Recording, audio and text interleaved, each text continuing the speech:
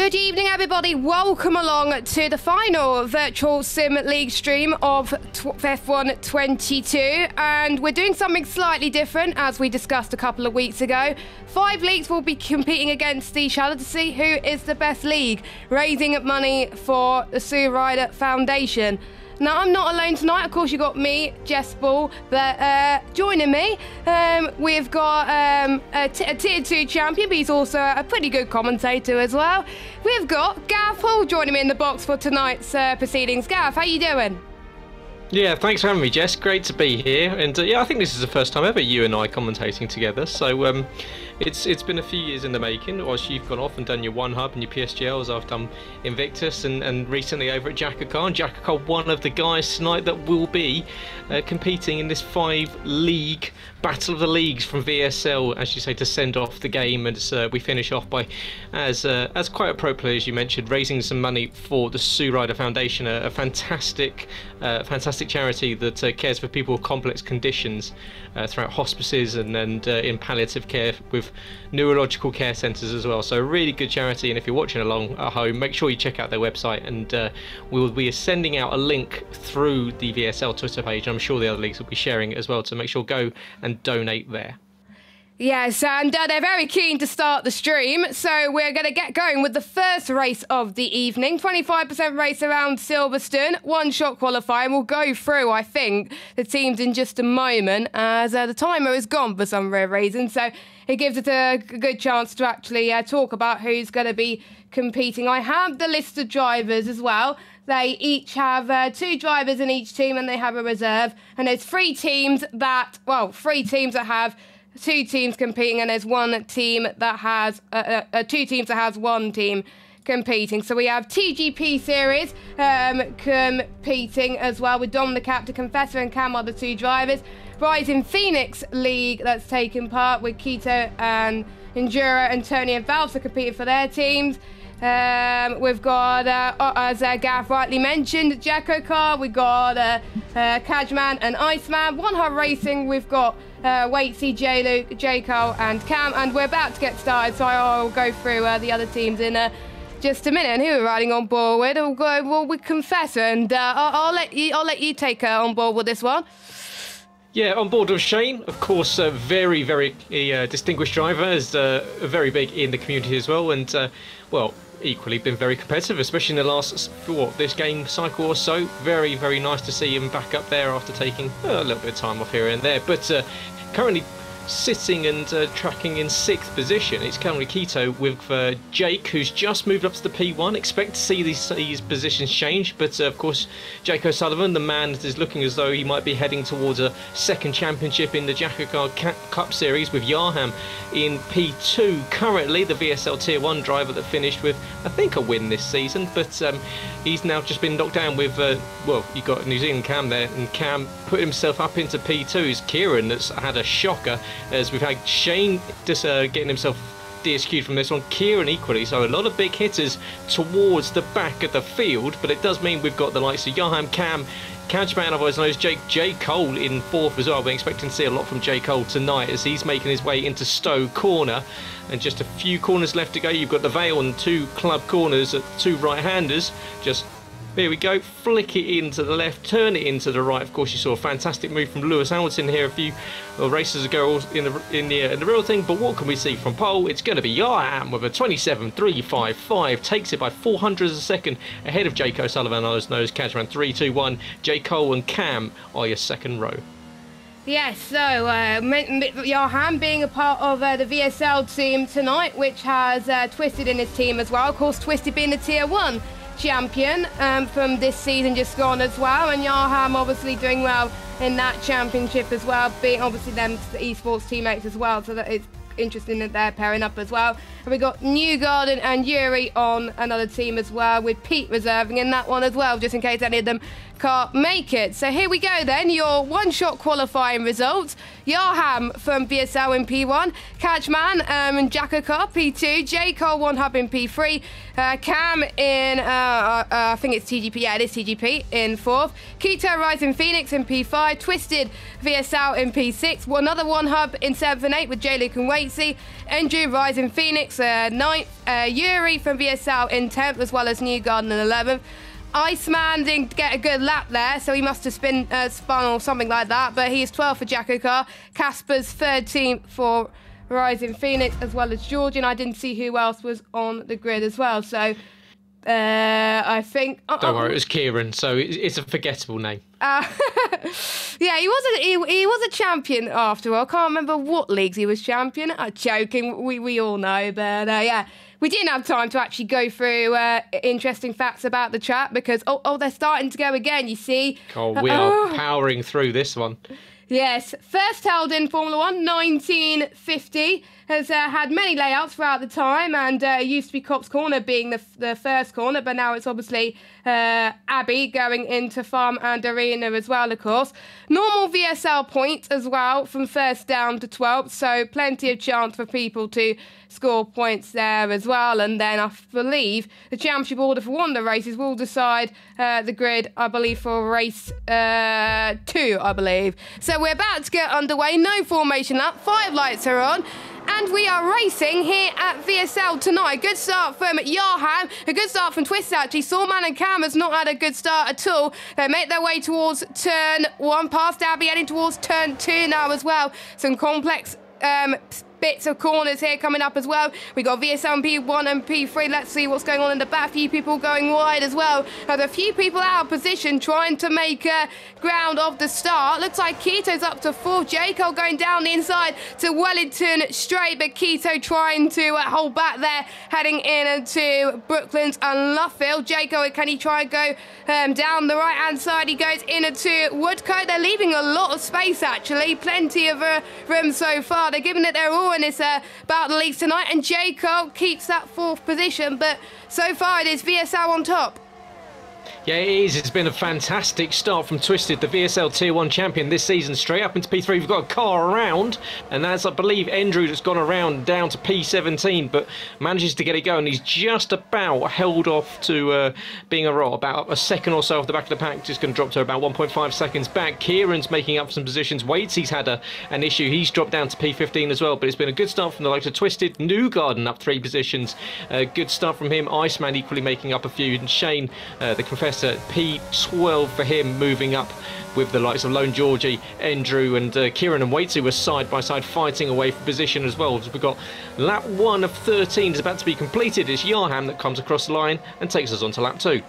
Yes, I believe it's a mandatory stop as well for the drivers that they have to complete, of course, and of course no formation up. They're all driving in multiplayer cars this evening with colours based on their league as well. So obviously VSL are green, mainly in green, so that's why they're in green at the moment. Rising Phoenix are in yellows. Yuri trying to go side by side with the Confessor in towards the Wellington Straight once again. This is a prime overtaking spot. We're seeing a mixture of tyres so far from the drivers, majority of them going for the softs, whereas the likes of J. Cole, Cam, J. Luke, Cam, Waitsy and Andrew, they're on the mediums, but they will be faster towards the end of the race, so we'll keep an eye on them at the moment. But we've seen in many VSL races in the past, the ones that started on the softer tyre managing to break free already, and that's what we're definitely seeing today as they head towards Maggot and Beckett, as Jake is wheeling Yarham in at the moment in P2, looking to secure some decent points for the Jacker car team. I actually like that livery, actually it looks really nice with the blue and orange and the lovely pattern as well. He's not going to go for the move to Stowe yet, as we got Iceman and Casper trading positions. Iceman going through Stowe up into 9th spot. Kieran and Cam also trading positions. It's not the last time we've seen them battle in leagues, as Kieran is now up into 13th spot. So a lot of ground being made at the moment, but we'll see if the tyre compounds will make the difference halfway through the race. Yeah, it's a league and a race event that is basically created to confuse commentators, because I think you and I commentate over these guys in a number of different, well, the same leagues. Of course, J-Luke running for one up tonight, but is a two-time champion in Jacker car, so we're going to have to try and get that one switched on. But Cam on those medium tyres, still staying with J. Cole, and equally J. Cole on the mediums, doing a good job to stick with the soft runners from P1 down through P4. Lone Georgie into the box to make his one mandatory stop. He was running around for 2 laps without a front wing, so that's one of the rising Phoenix drivers that's going to fall right down to the bottom of this one. And longest pit lane in F1 here at Silverstone, 41 seconds, and with a front wing change, that's going to be pushing up towards 48 seconds of a change of front wing in there too. So that's going to really hurt Georgie in his hope for some decent points. But as we look through the rest of the field, we've got the likes of J-Luke chasing down Cam. We've got the 2 1-hub drivers with each other in P5 and P7. Iceman, well, he's following the man that he's going to be possibly going up against in the Jacker Car Championship 5 next Thursday evening. But there might be a change for the lead here as Jake looks down the inside of Stowe into with Yarham, but Yarham closes the door. Do we see Jake make a lunge down into the Vale chicane? Not quite close enough, but he's getting closer. You can see as we've got a yellow flag out, and it's 2 cars that have gone round. It's Newgarden and Casper have collected at Stowe, so they've fallen down to the back of the order. Yes, Horizon Phoenix and VSL coming together. So, and one of the VSL guys was going into the pits. I thought they would have worked together with Yarham to keep Yarham ahead. But don't forget, this is a team event more than an individual event. I mean, points mean positions, and there are teams as well. So you can't really, well, you can work together for your league, of course, but you have more than one team. But you've got to be really fighting for your own things. So obviously J-Co and J-Lit, they're in one hub, but they're in different teams, I believe, as well. As Iceman's gone for a spin as well into the Wellington Straight. So he's down into P13. So we got he's almost in the points though, so he could still fight back as well. And he is a quick driver, so I expect him climbing up the order straight away. Yeah, 4.3 seconds now off the back of Waitsy is the second of the VSL teams. That's Yuri and Newgarden. Well, actually, they're technically Team 1, but both with a time penalty. So that's going to hurt their chances. Of course, it is for the league, the battle of the leagues very much.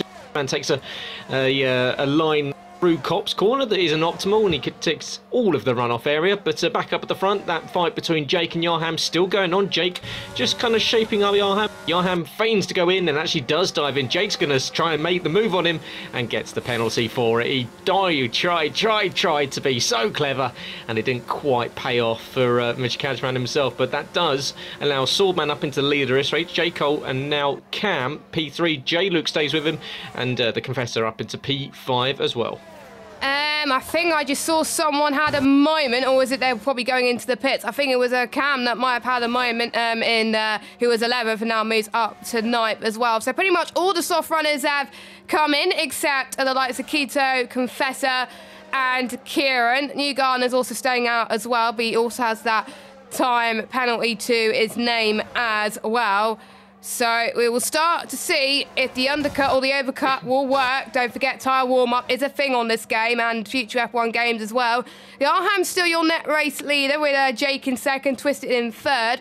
And we've got Yuri that's just come out of the pits for Team VSL, so he's on to the mediums as well. I'm surprised the Rising Phoenix guys at Keto has not come in for a set of mediums yet, because he's got J-Cole really chasing him down, and the softs don't last long at all in a 50%, but in a 25% it lasts nothing. So ideally he needs to pit very, very soon. You can see the traction that J-Cole has got heading towards Stowe, and I think it's going to be easy pickings for the One Hub Racing driver as J-Cole is up to the lead of this race, and he's going to stay out for a few more laps as well. Waitsy gets past Enduro as well, up in a 2nd position, and Keto is finally into the box.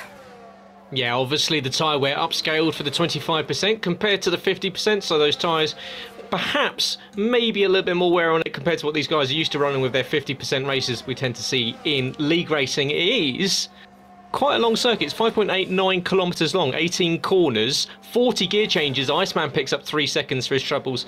Yeah, 40 gear changes over the lap distance is full throttle for 70% of it. So for over the lap, you're on the pedal for 70% of the lap, which is pretty high for a circuit that's got 18 corners, as Andrew takes a wide run on his attempt to try and get back past Waitsy. But back up at the front now, it's the guys on the medium tyres that are going to start to stretch this lead, wanting to go on to a set of softs towards the end. So J. Cole now from Cam and J. Luke. So Jamie Wright in P3 doing exactly what he needs to do, just staying on the back of these guys, staying in DRS. And of course this is one of the drivers tonight on the pad compared to the wheels, so we'll see if that pad traction gets a little bit more of an OP boost at some of the other circuits coming up this evening. Kieran's made up some positions. He's been up into P5, but of course on the softs, much like the Confessor, so they will be in, I'd imagine, at the end of this lap. Yes, indeed, and I think obviously people are on the sauce for about 5-6 laps already, and we have less than that to go until the end of this race, so we'll start to see people coming in, but I think they're playing a bluff at the moment. I think if I was to come in, I think it will be Enduro that will probably come in first, because he's right in the middle of the pack, but you never know, there could be someone else that could come in first. Confessor, he comes into the box. Voice me, it was a bit later than usual, so the two TGP guys are left it a bit late. They're going to drop way down the field, and only the top 12 score points, so they may drop down just a little bit, not much, because obviously they were quite high up the order anyway. But like you were saying earlier, a long pit lane, around 30 to 40 seconds you lose when you're in the pit lane. So they need to get into grips pretty quickly as well. So Joham's still leading, Jake's still chasing down in a P2. Pretty much the top three remained unchanged at the moment, which goes to show qualifying is important around it, as Keto has done the undercut on the Confessor. So we have a Rising Phoenix guy in P4 right now, so them doing good for themselves. Yeah, they are, and I think if Jack Ricketts is watching along, of course, the overseer, the man that created Jacko Car, is looking at his #1 team of Jake O'Sullivan, Catchman and Iceman. He's not going to be particularly happy, as Jake's now got himself 8 seconds of penalties, and Iceman's sitting on 3 seconds as well, so they're going to be falling down the order. Because, of course, this 25% race, it's going to go by in a flash, so there's not too much time to get ahead and break away. So penalties might cost some serious points in the eventual race results tonight, as Kieran finally does box, and he actually boxes the same lap that Cam comes in off of the medium tyres. So Kieran's run those softs long. He's not done a bad job, because he's got himself up into P4. Cello, yellow flag in sector 3. Looks like that's just been cleared. I think that was Waitsy slowing down as Yuri picks up another time penalty. These speakers racking up some early penalties for a circuit that you really do have to work quite hard, especially it's probably into Cop's corner. They're running a little bit wide, but 8 of 13 done. It is now 1 hub, 1-2. Yes, they're still yet to box, of course, same with Enduro and Cam, but they'll be going on the softs to the end to have a bit of a last lap dash, as it were. Will that come into fruition towards the end? We'll have to wait and see. Let us know in the chat, guys, which league you're supporting out of the 5 that we've got. We've, of course, got VSL, that's your net race leaders. We've got Jackaka, we've got TGP, Rising Phoenix, and we've got Ron Hub as well. So let us know who you're supporting as well. We've got a few of the representatives in the chat as well, hoping that their drivers do well. If I was Risky, who's watching, who's the owner of VSL, I'll be quite happy, because both of one of their teams are 1st and 4th right now. Ideally, they wanted both for the team members to be up front. They got Yarham in one team, Twisted in another team, I believe. Or they're on the same. No, they're on the same team. Scrap that. So they're pretty much going to be scoring maximum points at the moment. So right now, VSL is leading. I can't do the maths as to which team's going to get 2nd at the moment. Cam's gone on softs, and he's now in 3rd place. He's jumped Twisted. Yeah, that's not a bad result there for Cam. Of course, Cam, who's taken a couple of wins in VSL this season, we've Twisted the eventual champion. So we know that he can fight at the front with the big hitters. So what can he do? He's now going to start trying to hunt down Jake, and with that time penalty, Jake kind of needs to either go for the super defend or just let him go and try and go with him, because it's clear that Cam's got some decent pace, especially on these soft tyres. As into the box does come the what was top 3, J. Cole, J. Luke and Andrew, leaves Cam out there as well. So Cam K out there P1, but it is now Yarham into the effective race lead.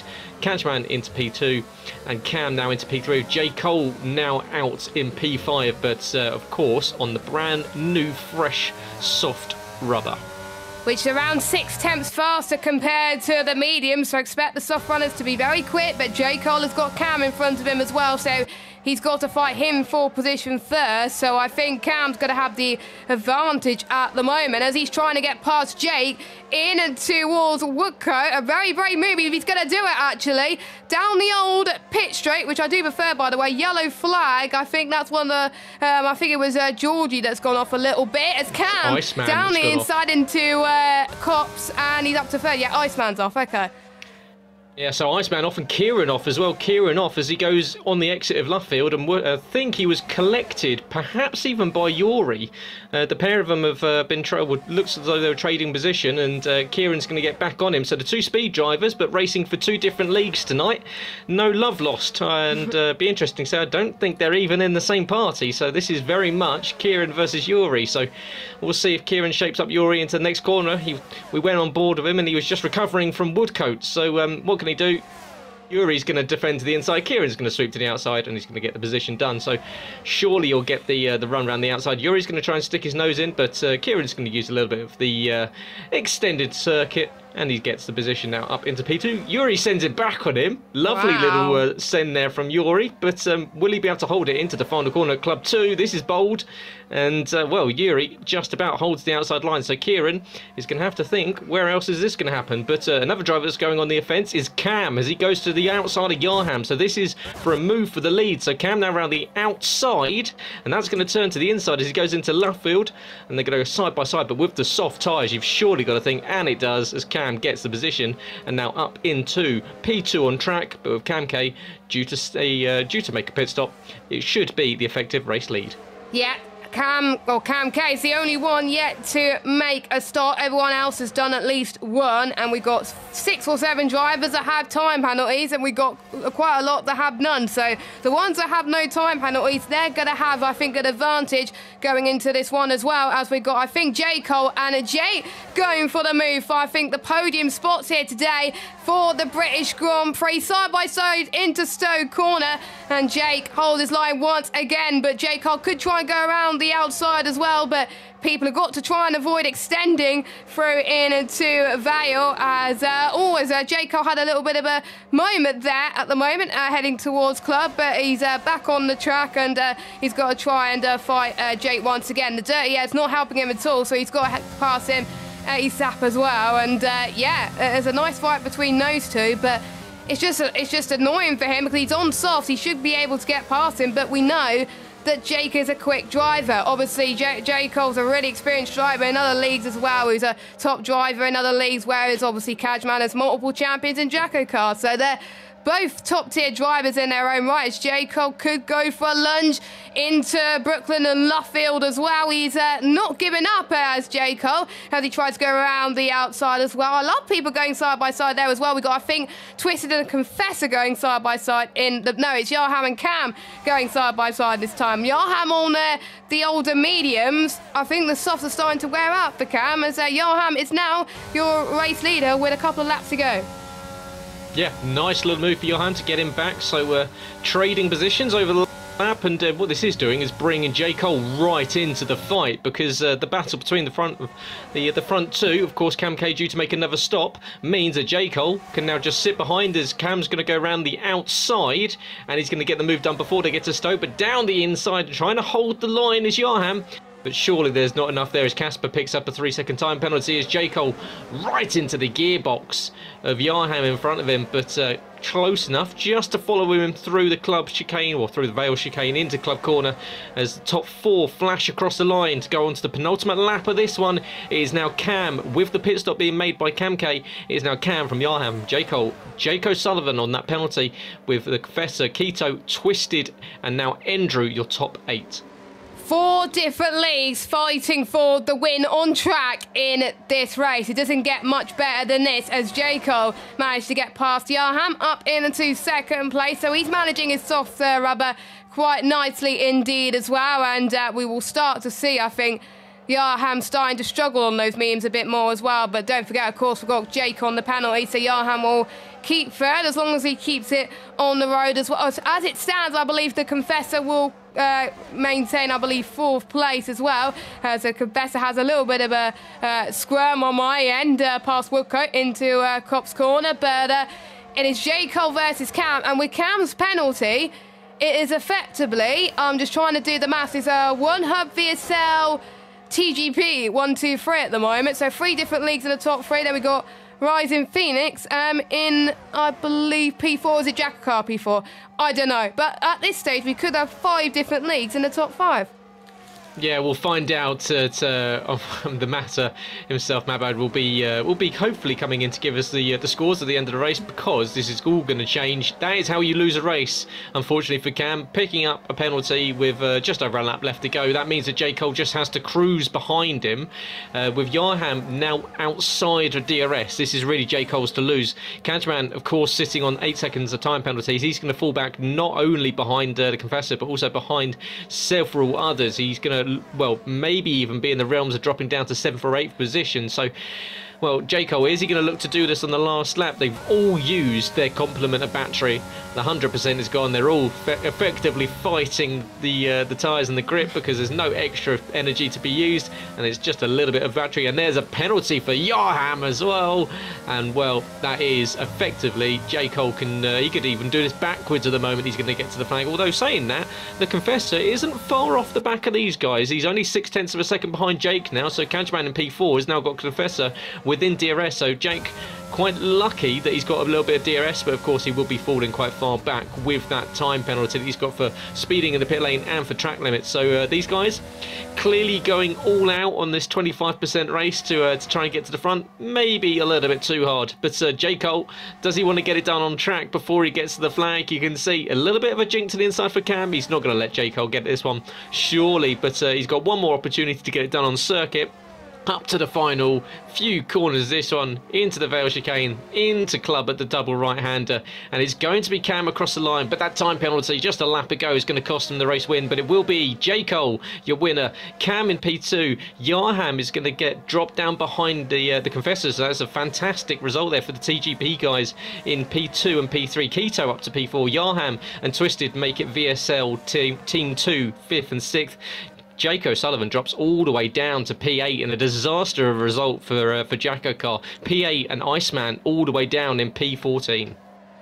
Yes, as it's been a good race actually as well from the TGP guys, 2nd and 3rd. Obviously VSL doing well as well, and nice to see Rising Phoenix recover from their poor start as well, to finish 4th and 7th. I'm trying to remember what teams they're in as well, because I've never commentated on those drivers, as we're waiting for one driver to cross the line, which he did. So I wonder which driver of the day that in-game will bring up. But very soon we're going to be heading to Belgium for race 2, reverse grid for the 25% race. I'm trying to remember if it's reverse grid based on teams, or if it's based on, obviously, order with the drivers, but I believe it's order of the teams. So I think the ones who didn't perform well in the last race, they get to redeem themselves in Belgium. But we'll run through your results. So J. Cole from One Hub takes the win. Cam in 2nd for TGP with the Confessor as well. We got Rising Phoenix in 4th. Yarham and Twisted 5th and 6th for VSL.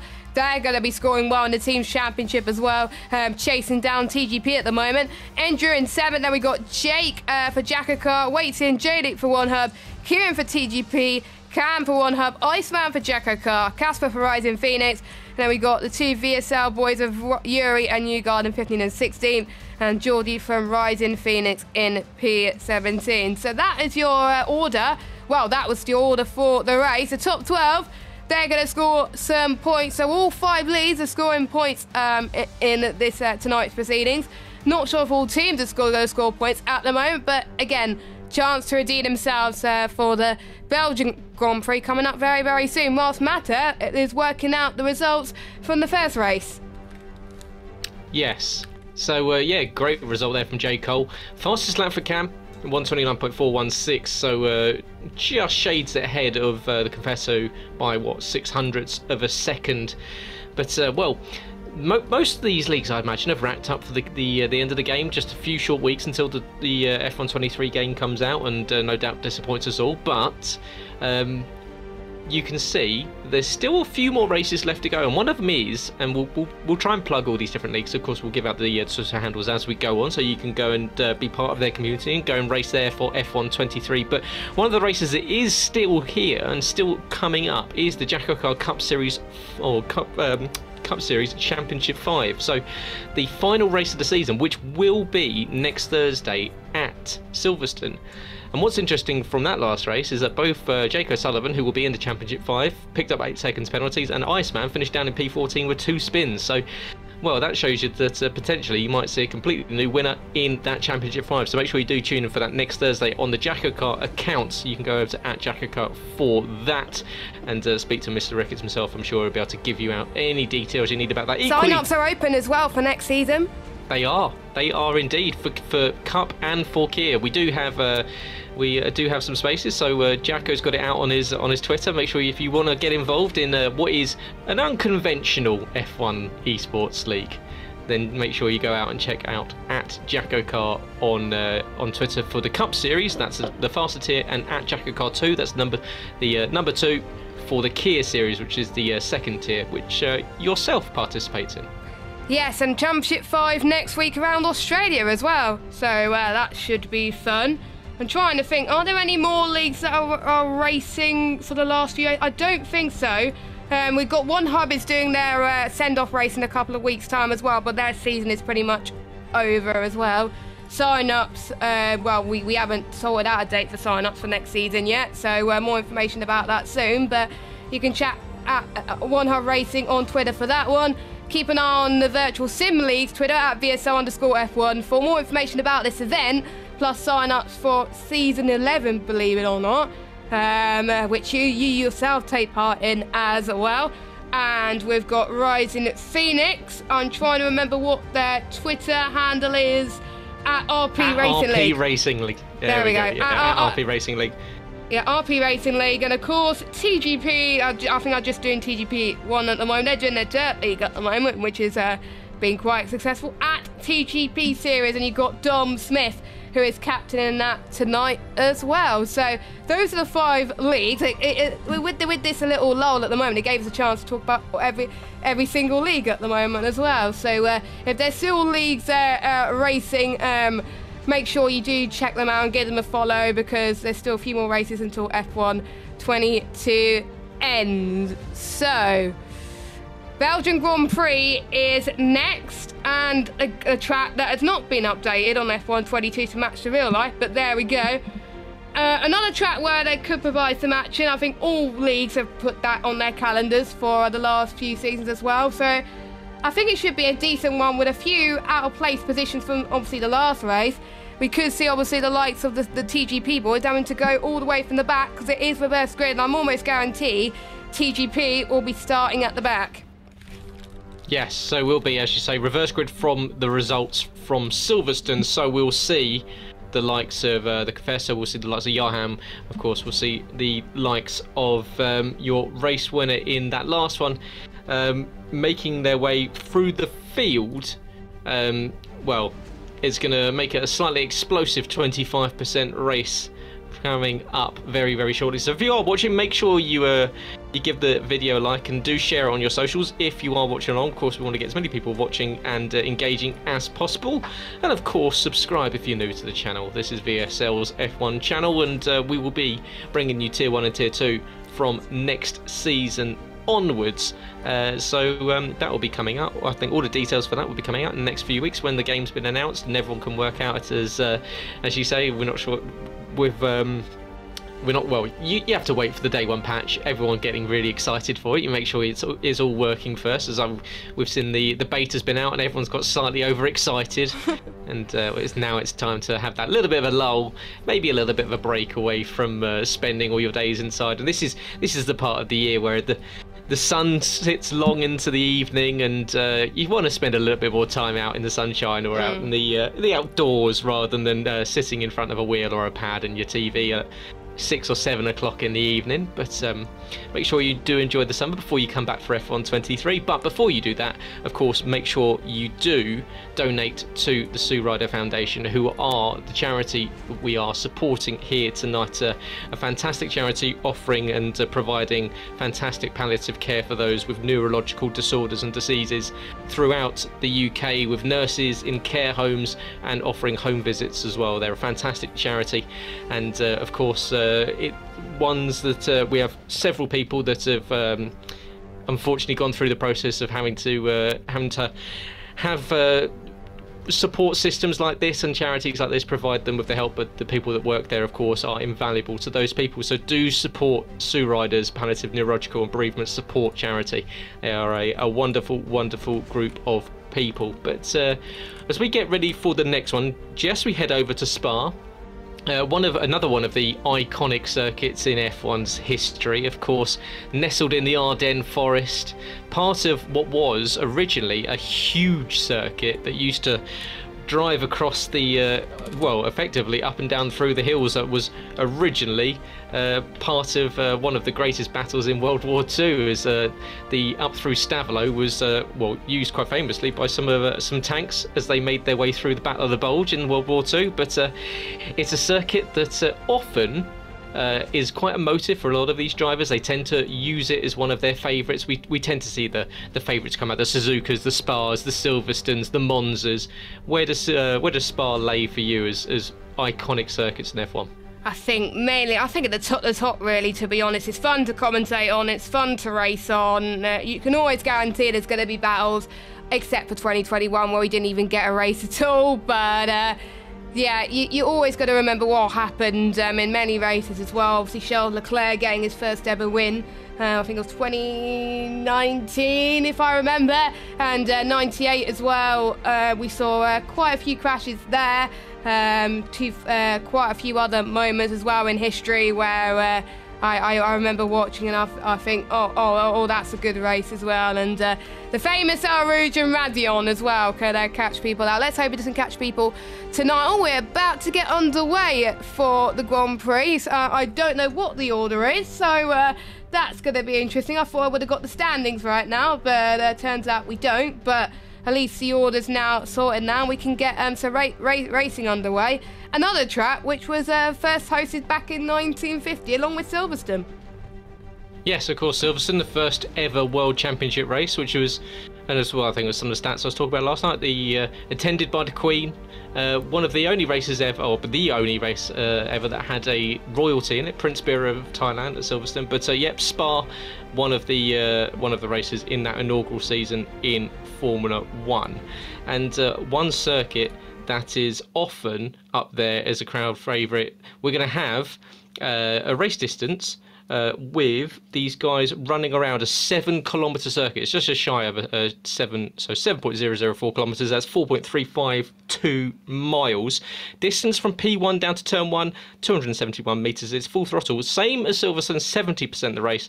Longest flat out section is just over 2,000 metres down from the exit of Radion and down to the Lacombe chicane. That's 2,015 metres. Gear changes 42 over the lap distance, and these guys will be using 2 DRS zones, one on the exit at the final corner, the old bus stop that's now the new bus stop, and of course one down the Kemmel Straight as well. Pit lane time loss around about 17.4 seconds for the pit lane, and then of course about 2.5 seconds for an idle stop, so around 20 seconds of time loss. But here we go as we get ready to kick off with 4-5 pause out and underway, and it's a good start from the poles as Lone Geordie gets a good run, and behind him he's got Newgarden, and Yuri's going to try and go down the inside. But do we see any contact between everyone? We do. Into the wall goes Yuri, so Yuri gets tagged from behind, and there's chaos behind. Bar 98 all over again as we've got cars scattering around as Newgarden now up into the leaders one. Lone Georgie P2, Casper P3, Yarham and Twisted make a good start for VSL Tier 2 as we've got Casper into the walls. The man who was running in P2 out of this one before we even get to Lacombe for the first time.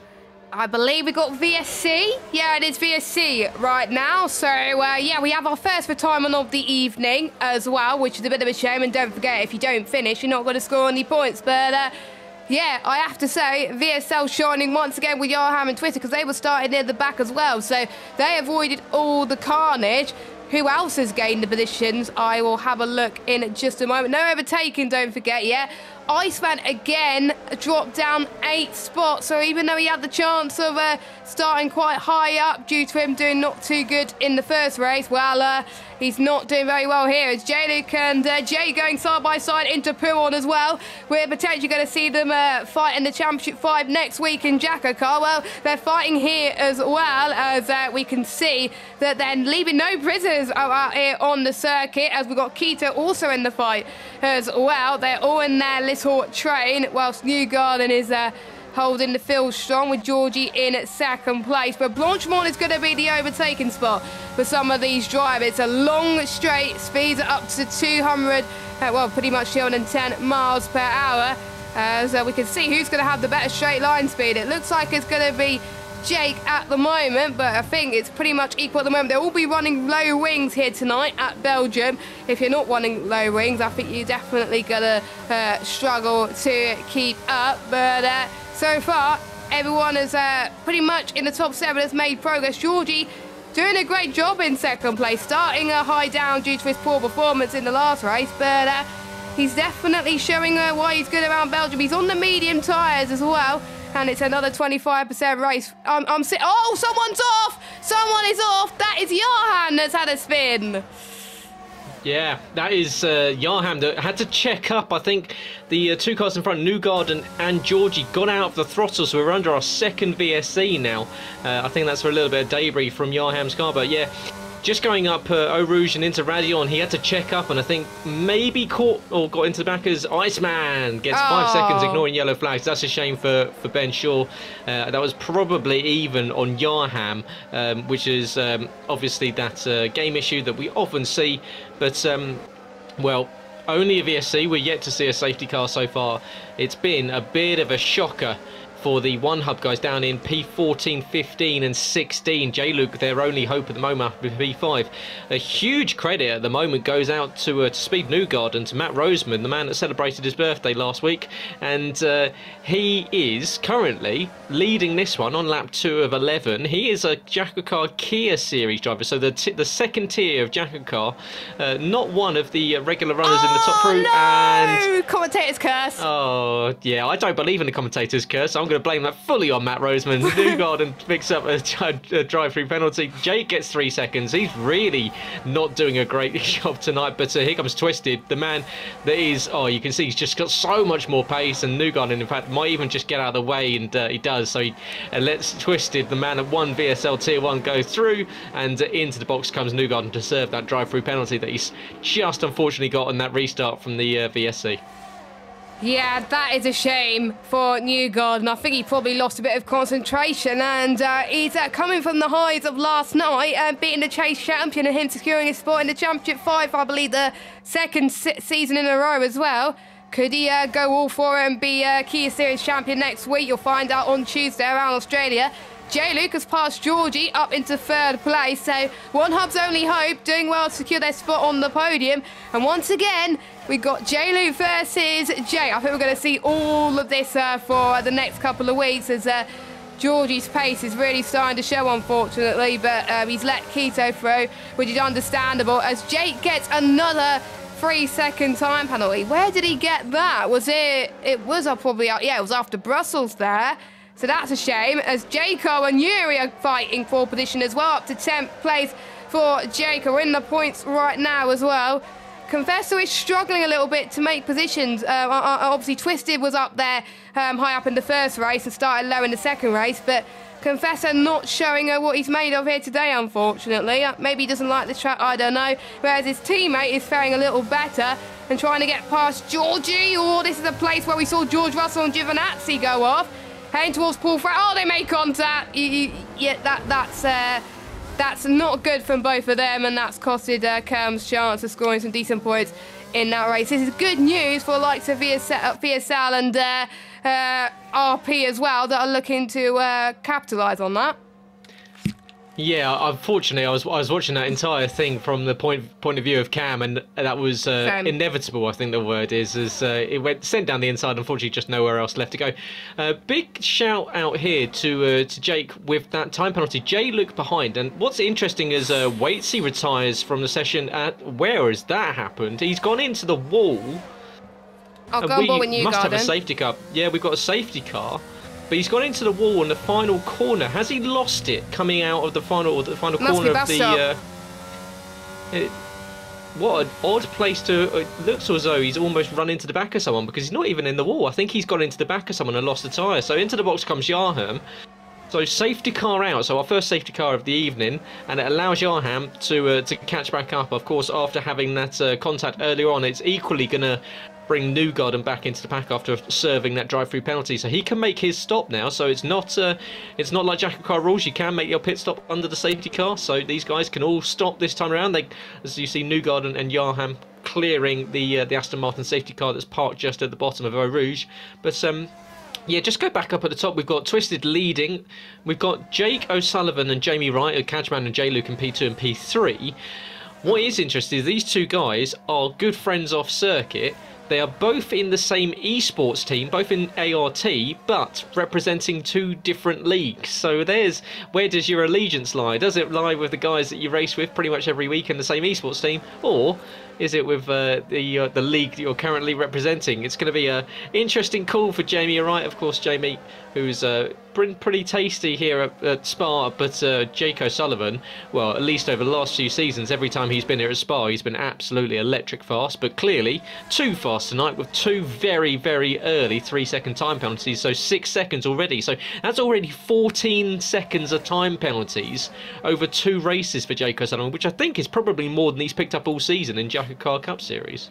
Yeah, I've noticed obviously Jake tends to pick up less penalties because he's always been near the front as well, and we've seen battles with Iceman and J-Luke on track, and I have to say, when watching the streams back, it's quite great to watch, and but that safety car is not going to help him at all. When I think he saw the safety car came out, he probably would have been groaning, but he is staying out, that which is, I think, probably a sensible thing to do, but bearing in mind everyone else is going to come in to serve their pit stops, whereas he's only got to make one more stop. So he's leading the pack for now, but he's got a lot of work to do if he wants to keep it there, because he's got Twisty on that race leader, J-Luke in second, and we've got Keto and Georgie in third and fourth position. Kieran making his way up into sixth position on track with Confessor in P7.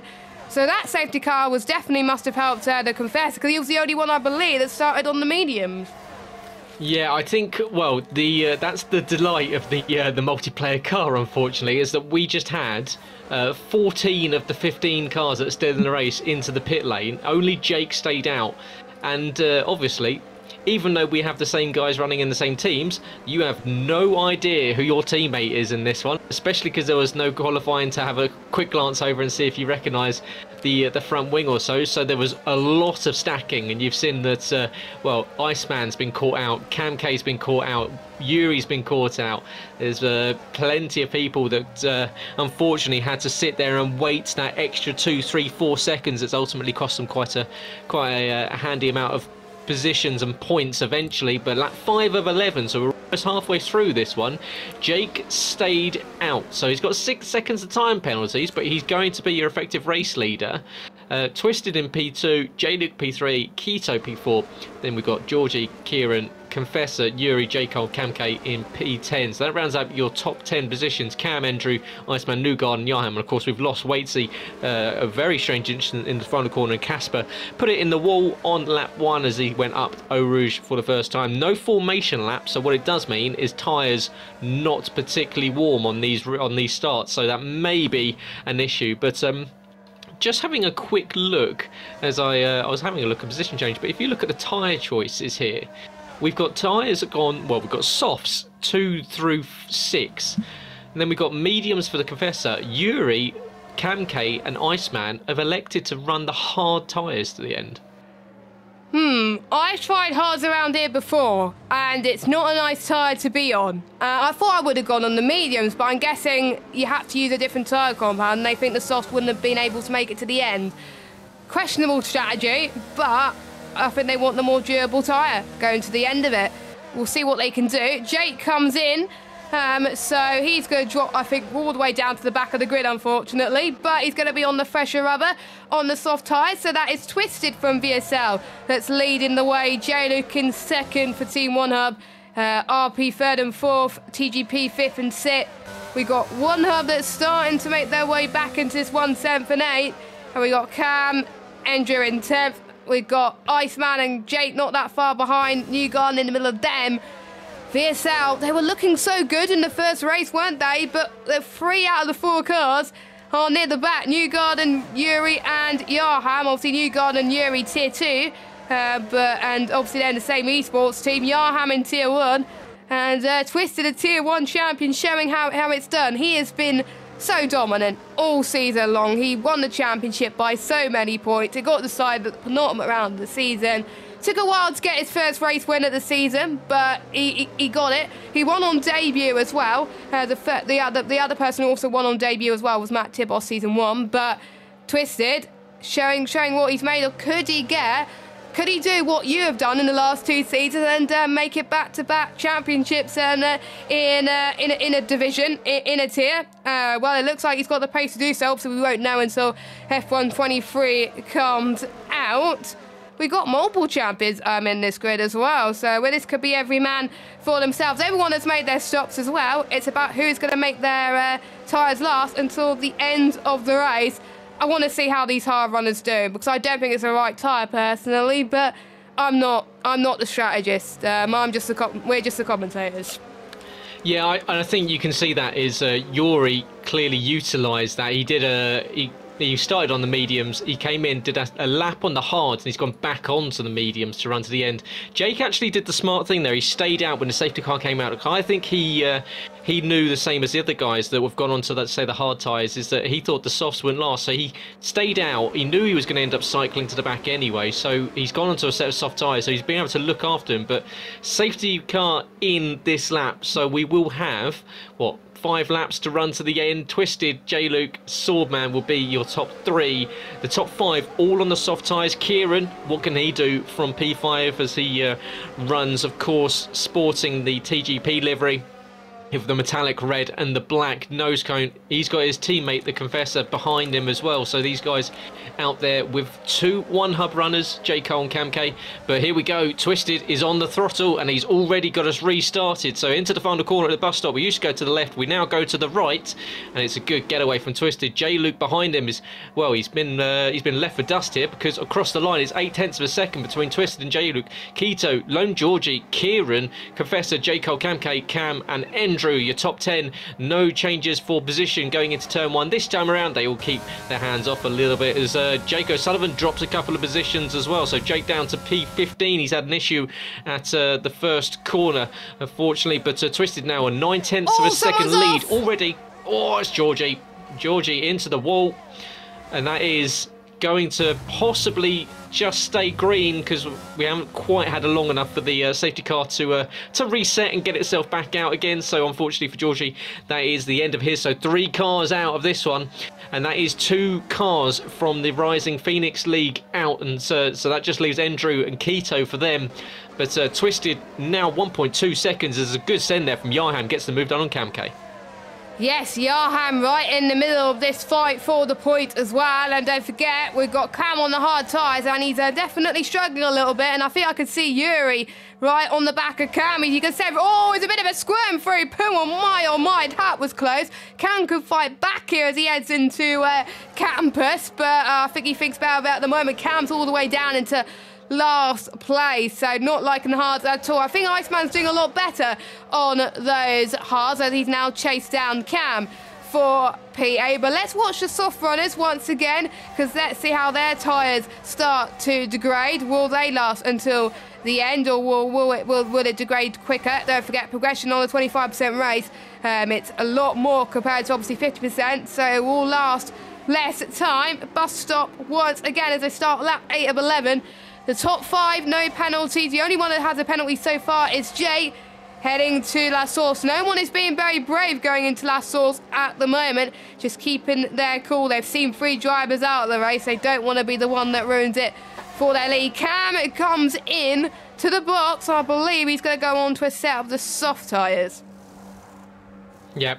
There we go, as you're right, onto a set of softs to run to the end. We've got Keto, 0.3 of a second behind J-Luke now as they make their way down the Kemmel Straight in towards Lecom and Malmedy. So the right-left flick at Lecom. Now Malmedy turn the right-hander.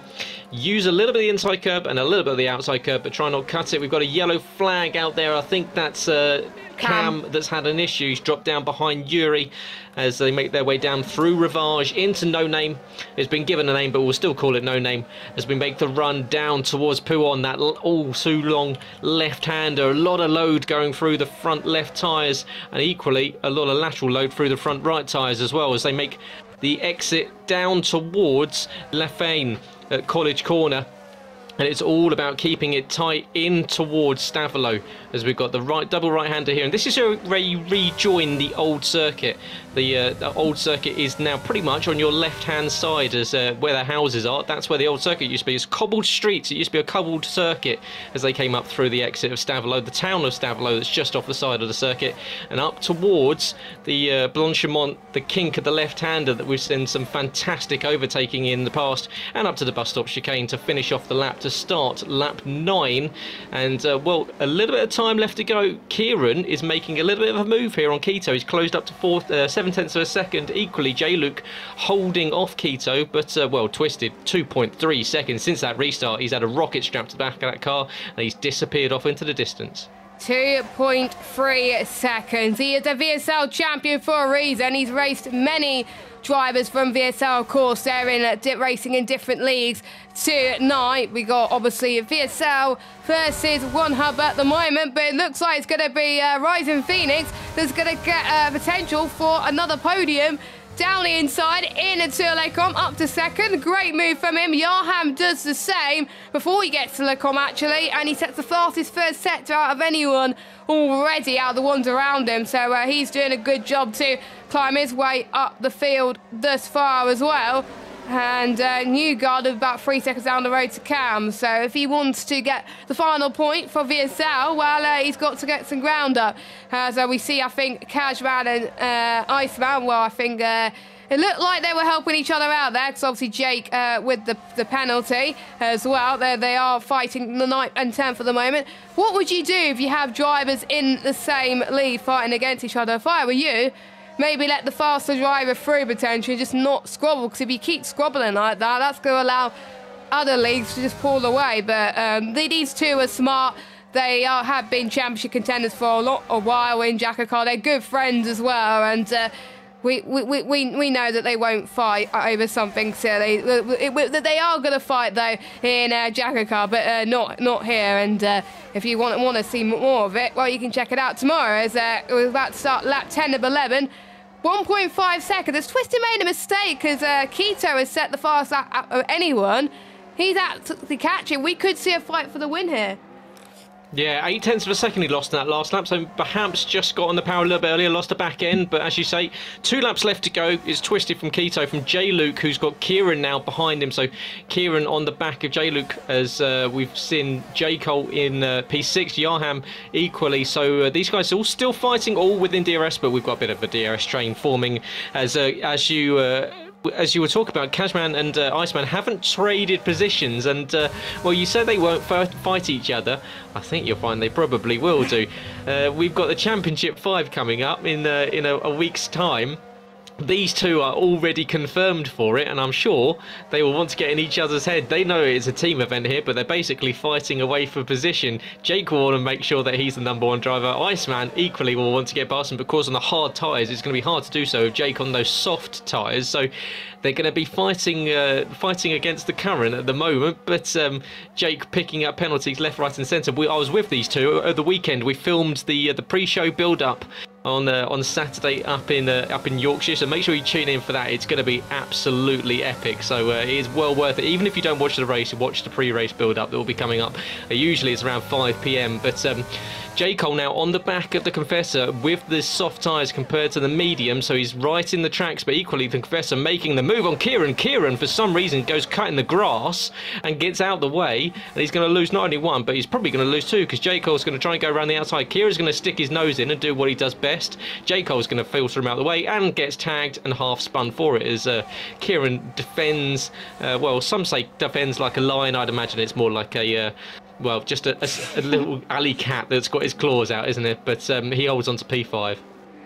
Yes, final lap of this race, and it looks like Twisted, I think, probably saved a bit of tyre life in those last few laps to make sure he can get to the end of this race. That's why he was about 1.5 seconds down, so he looks to be on course to win the second race of the night, his first race win of the night, but he's still got the remainder of this lap still to go. Confessor gets past J-Luke up into third place. So again, we've got 4 different leagues fighting for, well, pretty much a podium spot, and they're going to be in the top 4 for now. And it is TGP once again that is going to be scoring valuable points for the team's championship. At the moment, it looks like they could be the league to beat, but obviously with VSL, the race win point is worth a lot more than obviously second and third place, but the points are so close. I'll get the points up in a minute because you may not know the VSL point system as Twisted goes through Savolo 1 and 2 for the final time, heading towards Paul Frere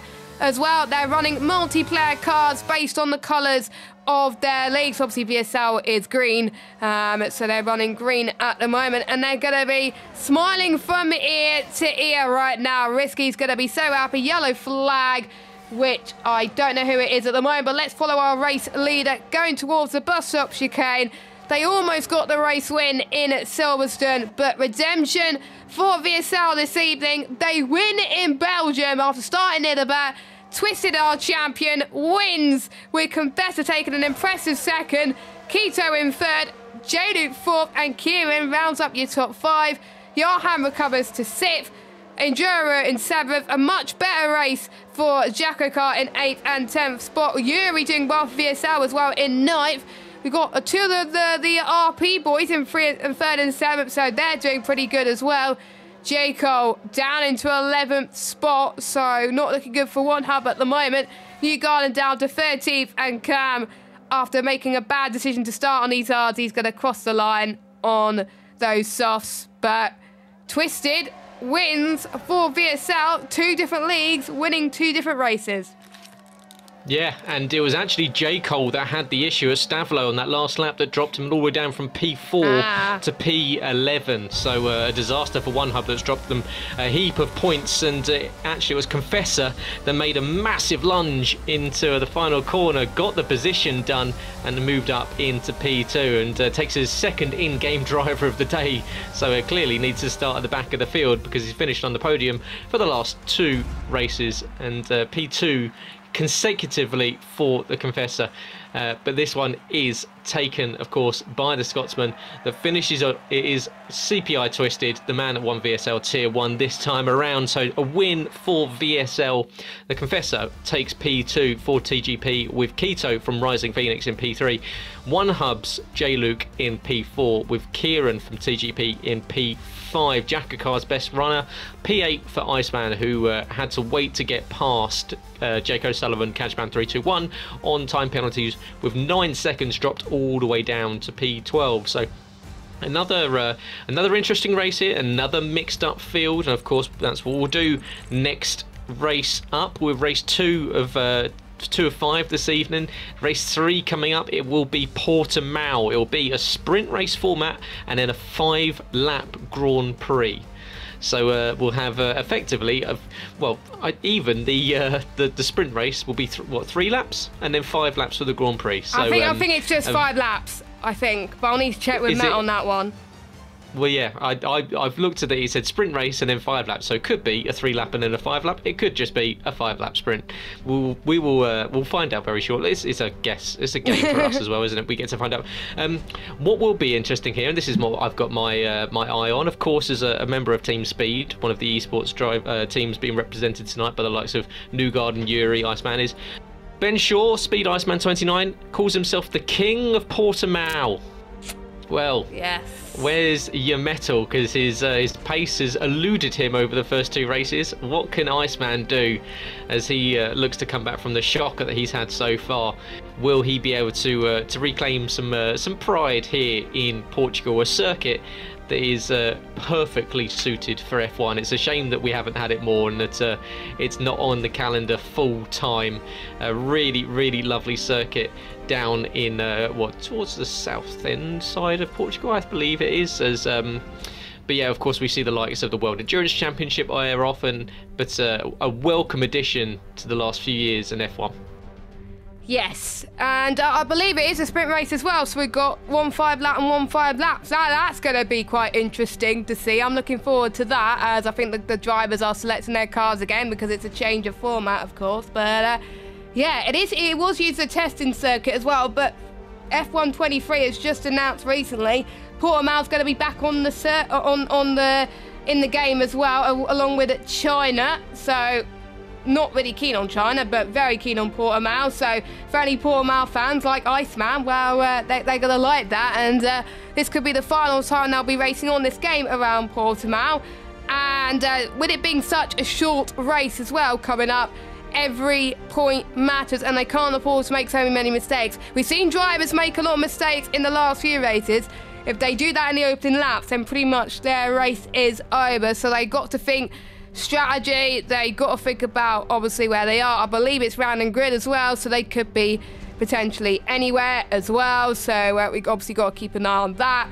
And no safety cars, I believe, as well, obviously due to it being a 5-lap. So if they get damaged, then that's their race over and it could affect their leagues in the championship. We just got the driver standings at the moment. We haven't got the team standings, as Matt is very kindly in the background doing all the maths and calculating all the points. And once we get the updated standings, we will let you know as well who is leading the way going into the final 3 rounds. And don't forget, if you want to follow us on Twitter at VSL_F1, at Instagram VSL_F1. Join our Discord as well. You can keep up to date on when Season 11 sign-ups are open for both tiers as well. And also you can check our own personal socials as well. We both commentate for quite a few leagues as well and racing them as well. I'm at Jess Games 95, and Gaff, I'll let you do your cheeky plug. What are your socials?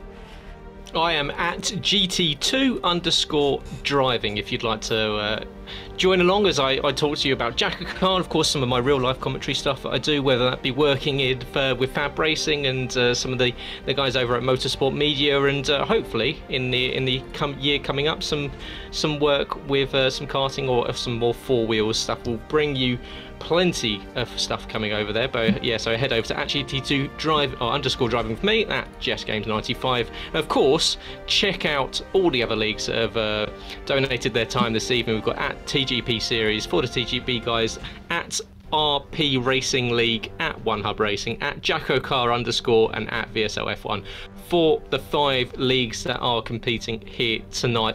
We're about to start race 3.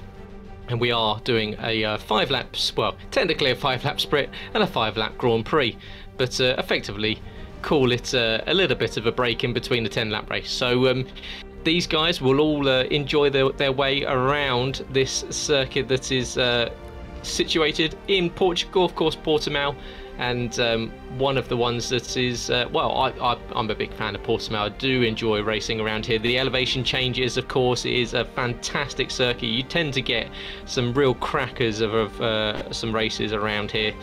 It's one that we'll see pole position being on the left-hand side of the circuit, which, whilst you get, of course, the cleaner side of the circuit, whether or not that's modelled in game or not, you never quite know, but you do have the ability to take the wider line into turn 1, which is optimum, because if you're on the inside you find yourself getting pinched by those that are on the outside line. Of course, the F1 game physics, if you're on the inside and you're the one that gets tagged, it tends to be you're the one that gets spun around. So being on the outside is actually semi-beneficial here, because you've got all that runoff area that you can use if you so need it. So watch out for any potential chaos at the start, because of course if you were with us for the last race at Spa, well, it was a bit of a dramatic start. We had cars spinning off all over the shop and mixed up the grid even before they got to, or pretty much on the exit of La Source for the first time around, before we even got to Eau Rouge for the first time in the race, and we lost a couple of drivers in that one. But everyone just sitting there waiting for things to kick off. We have got 17 cars on the grid for this one. I'm sure we'll see the likes of Casper wanting to get a slightly better result after end up in the wall. Equally Waitsy, be interesting to see. I think we might have a steward's inquest after Waitsy's crash. Did see something pop up in the Discord about a potential steward's inquiry. Of course, steward's still active, but it will be, I believe, points penalties will be awarded rather than time penalties. I'll have to double check, but it will be points penalties that are awarded for any major transgressions that have taken place. But it looks as though, yeah, it was Cam that's had a something he's been speaking to. Oh yeah, just going through the incidents chat here. Penalty Lone Georgie removal. and yeah, okay, penalty removals, and yeah, Kieran and J Cole.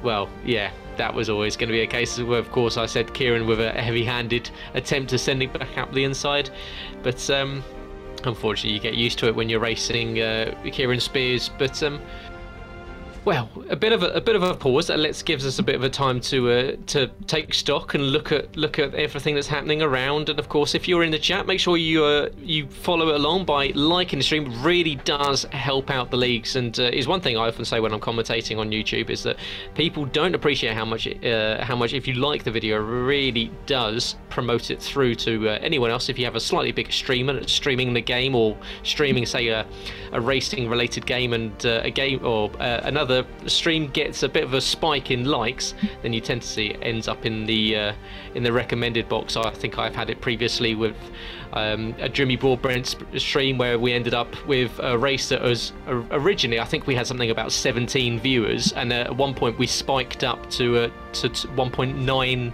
thousand people Wow. watching a league race.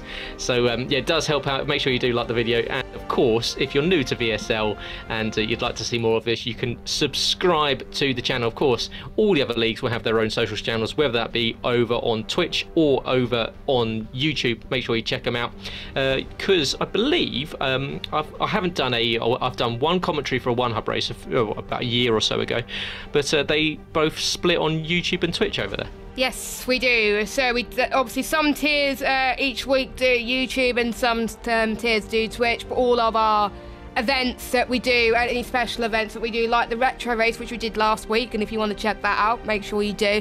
They all get streamed on Twitch as well. So yeah, so it is at One Hub Racing on all their socials as well, if you want to check those out as well. And if all the other leagues as well, obviously I know Jackar does just YouTube.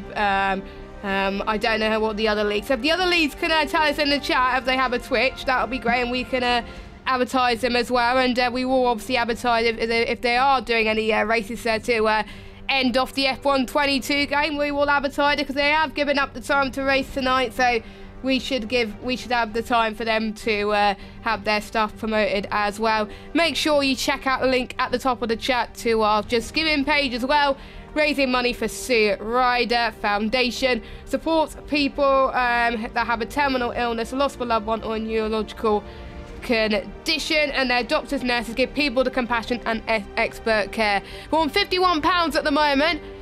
We need to get a £200 target, so if anyone has the cash, I know it's quite hard at the moment, cost of living crisis and all that, but if anyone has the spare money to do so and donate, please feel free as well.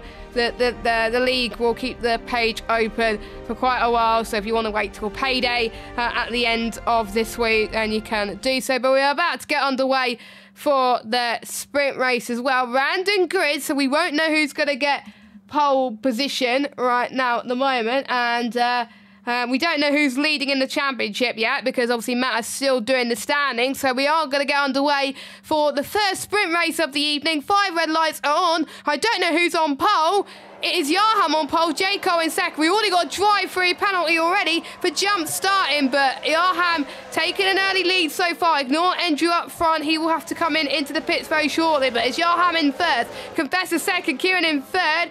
We've got, I think, trouble in the background as well. Twisted has had a bit of an off-serve with Cam, so I think they might have had it coming together, but lap 1 instance already. 3 laps, don't forget, so you were right, Gaff, but we got Yarham going down the inside, well, trying to defend from the Confessor, it looks like, for the race lead. And Iceman has had a bit of a spin, so the king of Portimao is not going to be the king of Portimao if he keeps this up. Yeah, the king is dead. Long live the king. And what a start from Andrew, who I think started about 3 minutes before everyone else. So he's only now got 0.5 of a second lead. Casper picks up a 2-second time penalty for track limits. Of course, in this slightly shortened race, it's a slightly lesser penalty. We've got front wing damage, I believe, for Cam K, and it was Twisted that he tangled with at turn 1, so that's why Twisted is back. So VSL team 2 top and tail the race, and over Yarham at the top. And Twist, who's just jumped up, we found he's fighting with Casper for P16 and 17, but it is Yarham leading way from the Confessor. As we've got Shane in P2, Andrew, who's going to have to serve a drive-through, and he's only got a lap to do it. In fact, Cam gets a 3-second time penalty speeding into the pit lane, so you can say all these time penalties is a little bit shortened due to the nature of the race being a lot shorter. Kieran up into P4, Cam and P5 make it TGP 4th and 5th. Jake O'Sullivan has managed to get it through a lap without picking up a time penalty. Jay Cole in P7, Valsa P8, Yuri and Waitsy are your top 10 as the cars all fine positions. Valsa tries to go down the inside of J. Cole, can't get the move done just yet. Kieran's cleared. Andrew is now up into P3 as they're still side by side and just about misses the nose of of New Zealand Cam there, who gets down the inside. So it's now TGP 2, 3, 4. Yes, so again, looks like TGP is topping that at the moment as well, and looks like they could be on their way to be winning the Battle of the Leagues this evening, but there's still a few more races to go. We've only had 2 races. Anything can happen. You never know. They could fall to the back for some reason. As Casper and Twisted had a spin again, as one of them has taken the breaker marker balls with them. Be careful. You don't want to get disqualified. Go the right way. As we've got the 2 TGP boys fighting at the front. We've got one person who I think is coming in for a front wing change, so that's not good from the Rising Phoenix guys as well, but we're seeing exactly the same situation as we're seeing in other leagues. Both leagues fighting for position, or they could be working together to keep the other teams behind. 3 TGP guys up front. This is going to be looking good for their chances. Jake and Jayco are fighting position. Final lap, DRS enabled as well. It's going to be a sprint to the finish. Jake covers off to the inside into turn 5, which is Torre Vit, heading towards one of my favourite parts of the circuit, towards turn 6 and 7. He's going to go for a cheeky send down the inside and towards turn 8 as well. A bit of contact as well, as what I like to call a little bit of a bump and run, but it is for a charity race at the end of the day, so they are having a bit of a laugh. But Jake holding his own here in Portimao, as Casper unfortunately has retired from the session. But already we're about to crown our 3rd different race winner tonight. Yeah, as we've got Yarham coming around what is about to become the final corner at turn 17, and he's going to take what has been a bit of a dash. 3 laps, not long to get into the race, but it's going to be pole position for Yarham. Confessor in P2, Cam in P3 is up to the line. It is Yarham with the with Confessor with the fastest lap, but he takes P2, Cam P3, Kieran P4, Jake O'Sullivan P5, J. Cole, Yuri, Waitsy, Valsa, Keto is top 10. Iceman misses out on a top 10 start for the race in P11. Newgarden Twisted after that spin at turn 1 all the way down in 13th, and a disaster for the VSL guys, as we've got Yarham winning the race, but Twisted, who will be wanting maybe to take a look back at turn 1 again with the likes of Cam K, who's going to come around the line now for One Hub, as One Hub down in 14th and 16th, 6th and 8th of course for their other team, as into the wall, and finishes the race pointing in the wrong direction. But it's a good result there for Yarham, as he picks up another solid result, and that is actually Confessor's 3rd P2 in a row. So currently a continual bridesmaid. Hasn't quite managed to get to the top step of the podium, but picks up 7 points. Of course, we will be running to the standard points here, so 8 through 1. But one thing I would like to pull up, and we did say there was a little bit of heavy-handed overtaking in Spa, is that one thing I think is quite interesting about these guys is they're all, of course, running representing their different leagues, and each league has their own set of rules, have their own set of driving standards, and we know that some leagues out there have a slightly more heavy-handed point of view when it comes to the contact modelling. Some leagues out there are a little bit more lenient, and it's interesting to see some of these guys just maybe testing out what they are and aren't allowed to do here in the race event, as we've got well, it's a pretty stringent set of rules in VSL, but we are being a little bit more lenient with it being a charity event. But it is Yarham that takes pole position for the 5-lap sprint race that will be coming up very shortly. Yes, coming up very, very soon as well, so not long to wait, but to keep you updated as well, here are the standings as of Belgium. So based on the team's standings, so TGP are taking a healthy lead at the moment, 62 points. VSL in second on 53 points. Third is OneHub with 40 points, 1 point clear of Rising Phoenix in P4 on 39, and Jacko Car, well, they're not doing very well at the moment.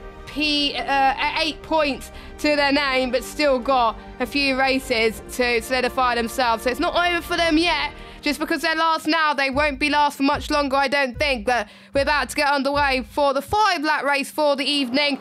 Yarham is getting underway. Well, it looks like from the Confessor in towards turn 1. Kieran getting a good start from Cam as well. And I think someone has backed off already from the start. Let's see if turn 1's a bit cleaner this time. Look like it is. I think there's a few people that have gone off in the background once again, and it's one spinner. That is J-Luke for, no, not J-Luke, Waitsy for Team OneHub, who's not had the best of start. Same with Cam, as well as Andrew going side by side into Toure Vit. He's going to try and go for a send. Oh, that's not going to work if you send it that late there.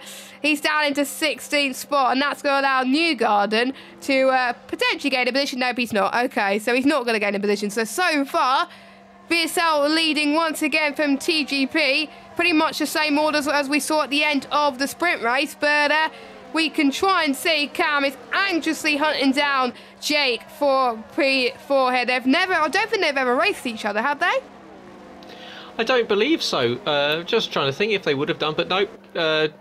It's not something that I'm aware of, but lap 1 of 5 is about to be completed. It is Yarham now from Confessor, Kieran up in P3, Jake O'Sullivan and Cam in P4 and P5, Jake Cole in P6. Iceman has got some work to do. It was Newgarden that had a massive tank slapper at turn 1, and the rest of the field scattered to miss him. And as you say, Andrew with that huge send got it all wrong and ended up pointing in the wrong direction. He's now 2.3 seconds off the back of Waitsy, who equally had his own issues at the turn 3 on the start. Casper in P14, Cam K in P13 as well. Not great starts on their side, but Confessor trying to make a move down into the hairpin. Can he get it done? He's on the tighter line. It's going to give him a tougher run up the hill, but you can see Yarham with the benefit of the inside line and the slightly more advantageous grip level holds on to P1, but Confessor looking very, very racy indeed. Kieran is eyeing this up, but well, it's his teammate in front of him. Does he really want to attack him when it's once again a TGP 2-3-4? So is this about playing the team game, or are we expecting to see these guys go all out wanting that personal glory? But Confessor looking very racy until he's wanting to knock those 3 consecutive P2 finishes into a final race win and perhaps get himself towards, well, he's going to be leading the standings surely because he's been up there every single race so far. But Kieran still sitting behind the pair of them as everyone into what will be very shortly that all too familiar Portimao DRS train. Yes, DRS trains around Portimao. Sometimes it works in your favour, but if you're in the middle of that train, you don't want to be on it, and I think you just have to go for it, go for the send and hope it works, but not do what Enduro did as well. But Confessor always the bridesmaid, never the bride. He's going to try and go for the send, and he's made contact. He almost made contact with his teammate there. I think for the multiple time we saw today, going send like that is just not going to work, unfortunately. He was just so eager to get past Yarham, but to no avail at the moment. Confessor's won multiple times at TGP this season, won multiple races in a row. Almost got the record, I think, for the multiple streaks and race wins as well in that league. So good job to him as well in TGP1, the top division. But he's still yet to pick up a win here in the VSL Battle of the Leagues, though. Even though his league is leading right now, well, he's not leading the race, and he's got Kieran chasing him down. And Confessor keeps lagging on my screen, but don't forget Confessor is from America, so it is to be expected. But we've got all for the first time, I think we've seen all cars in TGP running line astern as well. I think you can tell potentially they're working together, but if you were Odems, you would Shane, rather, you would rather go for the race win as well. But he's got a massive points difference, but you can't afford to throw away points like that. So you've got to really work well as a team, because it's not about the drivers, don't forget. It is about the teams. As we're starting the penultimate lap, as is it Vase? Yeah, Vase almost tried to get past J. Cole, but he didn't. But he's on a train with Yuri, Iceman, and Twisted as well. Now, is Yuri and Twisted going to work together, or is Yuri going to help Iceman being in the same esports? We talked about this earlier on. We're in the same predicament here, but with Team Speed and then VSL, One Hub, and VSL again. So this should be a lot of fun. Yeah, it should be, and Iceman's actually had a shocker. I've been on board with him a couple of times during the race just to see how the King of Portimao has been going on, and he's, well, that rear end is looking looser than I'm not sure I can say that on air, but it's, as he's currently just got himself ahead of Vyra. He gets up into P8 ahead of Yuri. Last lap of the race now. Yarham, fastest lap, and that is exactly what he needed to try and break a little bit of a gap between himself and the Confessor. Kieran now dropping outside of DRS, so he's going to come under threat from Cam in P4. But of course, we have got that TGP second, third, and fourth. Jake O'Sullivan's got through a race without a time penalty, but he's got J. Cole right in his gearbox at the moment, and J. Cole's surely going to line him up going into the hairpin. He's not quite close enough unless he's going to go for a bit of a lunge, but it's not going to happen. But, well, just a few more corners left to go for these guys to complete their third race of the evening. And, well, Portimao, we've got two more coming up as J. Cole still looking to get that position on Jake O'Sullivan. Toes down the inside and just misses his rear right tyre by inches. You can fit a cigarette paper in between the two cars there, but you can see J. Cole not giving up on that fifth place finish. He knows that all points will be classified and could be crucial come the end of this one. But just a few corners left to go for Yarham. The gap was 0.2 of a second to the braking point, but surely on exit here he's going to hold on to position. They've all expended their battery. Confessor's down to 6%, so he's not going to be able to get the benefit. Kieran equally is all out as well, so it's going to be Yarham. Another win for VSL across the line. He takes the win. Confessor P2, Kieran P3, Cam P4, Jake in P5, J. Cole, Alsa, Iceman, P8. Twisted recovers after that spin to P9. Yuri P10. J-Luke G-Luke and Cam K make it one hub. Bit of a nothing race for the boys in purple for this one. They'll be wanting to come back in race 4, but fantastic race once again from Yarham, who's really lighting up this Battle of the Leagues event. Yep, it is. And obviously, Yarham has had a much better season in VSL this season compared to previous seasons. I remember in season 9, I called him the unlucky driver, because every time I say, oh, he's going to win or he's going to get a podium, he ends up binning it. But he's had a much better season in general, and he only missed out on P3 in the standings because he missed the last 2 races. So if he attended the last few races, he would have got 3rd in the standings, but there we go. So Yarham is definitely showing what he's made of. He's well, he's done well in Portugal in the past as well, and that's definitely showing here today as well. And we've got, I think, for 2 teams on the podium. We've got TGP, of course, and VSL. And VSL again taking another race win. Pretty much Team 1 They both won races tonight. Can any of the team 2 guys? When we'll have to wait and see. So there's your points for race 3. So Johan wins, Confessor second. We got Kieran, Cam, Kajman, Jacob. We got Vase, Iceman in 8th position, Twisted in 9th, Yuri in 10th, getting some points there. And J-Luke and Cam in 1 hole getting the final few points there. And we got Keto, Waitsy, Casper, Newgarden, and Andrew. Everyone else has finished. And now we go to a race which hasn't been done that often. Only one league has done it in the past. VSL is going to become officially the 2nd league to do this format. It is a no rules France league race. Yes, and this is I've been given a warning by the higher ups in VSL to stop promoting Jacko Car.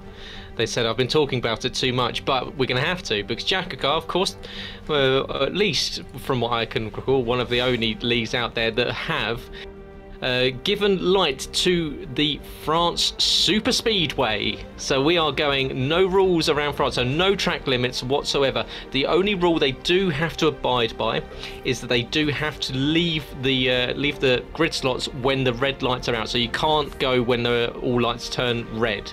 So that's the only rule they have to abide by. The rest of it, they are free to choose whatever line they want. So we're about to see 17 cars make their way around France in, well, an assortment of different lines, and this is the race will be taking place in Jacko Car on Thursday, their final race of the playoffs before they go to the Championship 5. So if you want to see not only a very short lap, a very short race around here, 25%, we will be doing 100% race around France, the Super Speedway, which usually has 17 turns. I think it's around something like that. We will be going to effectively 4. It's about 4 or 5 different attempts of turning you make throughout the entire thing. I think six official corners we called it in the Super Speedway, but it is a fantastic race, a fantastic event, and these guys here will all have to be very, very careful, because with 17 cars you don't know where anyone's going, and also strategy comes into play. You will lose all of your battery by the end of the first lap because there is no braking. Basically there's about 2 braking zones on the entire lap, so it's all about looking after your tyres, and it's all about playing nicely with each other, using each other and working with each other in the slipstream to get the draft, to get the overtakes done.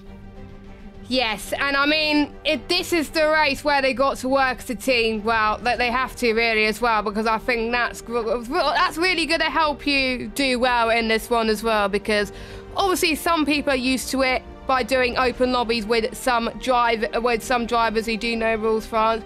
Not many people have done this at all. I know from experience, I've seen a few drivers from different leagues practice for this as well. It's probably one of the most sought races tonight as well. Still the same amount of points as well.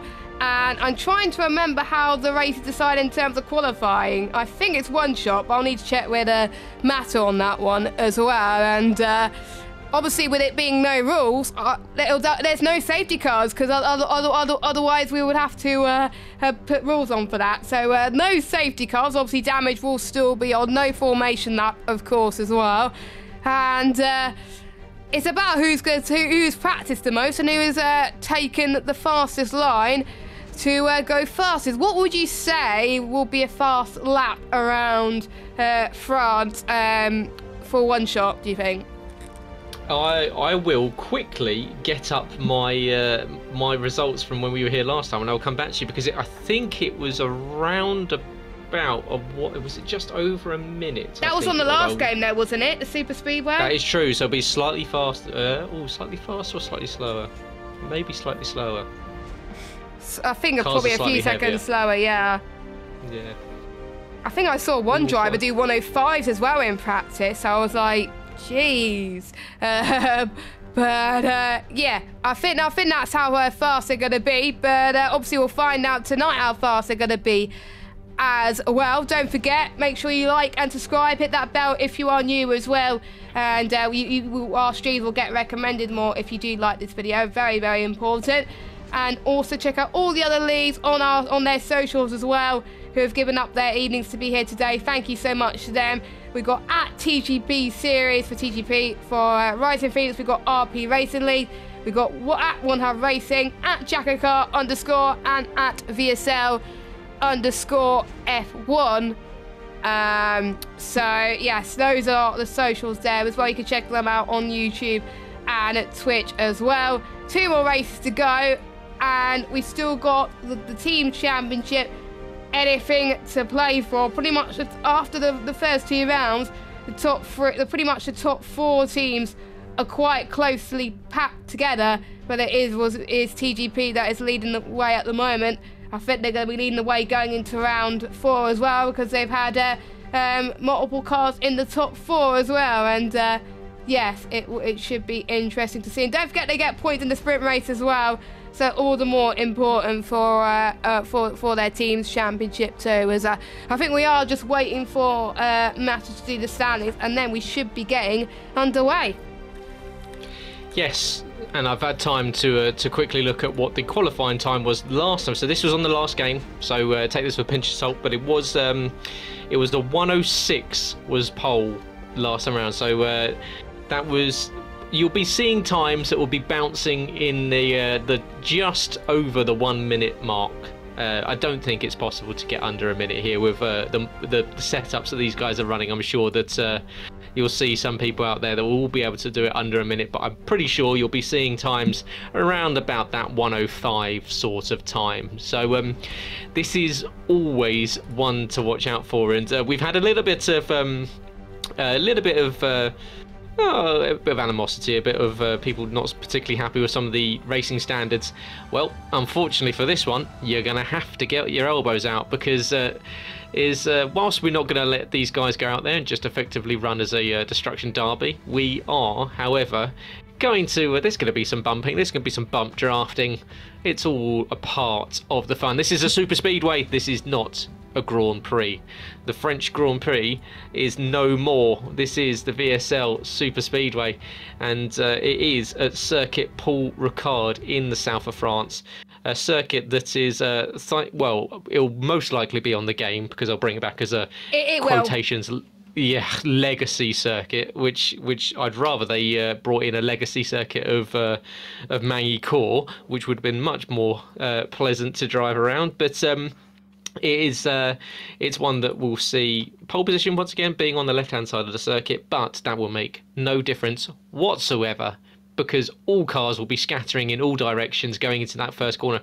It's really the first real corner, which is it's the College corner at the top end of the circuit that leads onto the Mistral Straight. So as we go into one-shot quali, and well, let's follow along with this is all going to be set up here. This is who is going to go for the slipperiest setup to send you down throughout the rest of this lap, and it's Jake O'Sullivan. So it's the two Jackocar guys at the moment that were tracking very nicely on straight line pace. What is their cornering pace compared to the rest of them? Because I imagine you'll see a lot of these Jackocar guys maybe a little bit further up, having practiced this one, ready for the race coming up on Thursday. So it's Jake O'Sullivan from J-Luke, from Kieran, from Iceman, from Yuri. So all of the Jackocar guys running in the top 5.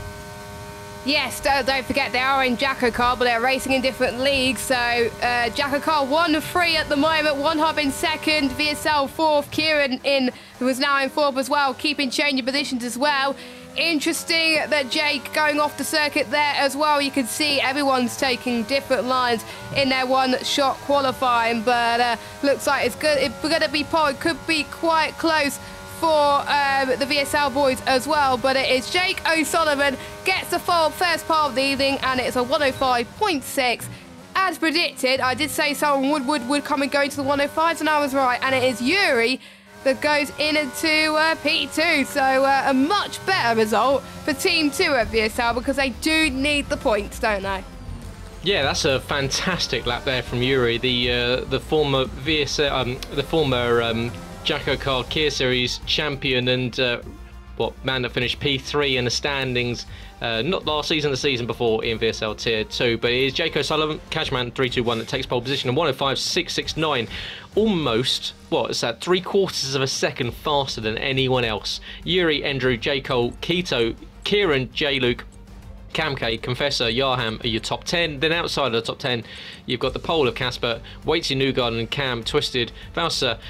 Iceman hit the wall on the inside into the kink as you go onto the pit lane, or the pit straight. So he just hit the inside wall trying to hug it to give himself the run and exit, and that cost him what would possibly have been a top 5 fin start, and Matter competing in this one as well. So he's decided to jump in and have a go at the no rules race. He couldn't keep his hands off of this one. He thought this one's far too exciting and he have a go at this one, and going in on I imagine he'll be an extra VSL hand, but well, we're about to kick this one off. It'll be interesting to see, will we see the Jake O'Sullivan go up against the VSL of Yuri?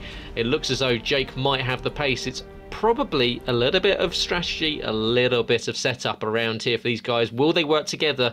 If Jake is going to be three quarters of a second faster than anyone else, then they've really got to work together, because you'll find if he can break the front like that, if he's got the lines that will mean that he's that fast, you need to work together to catch him up.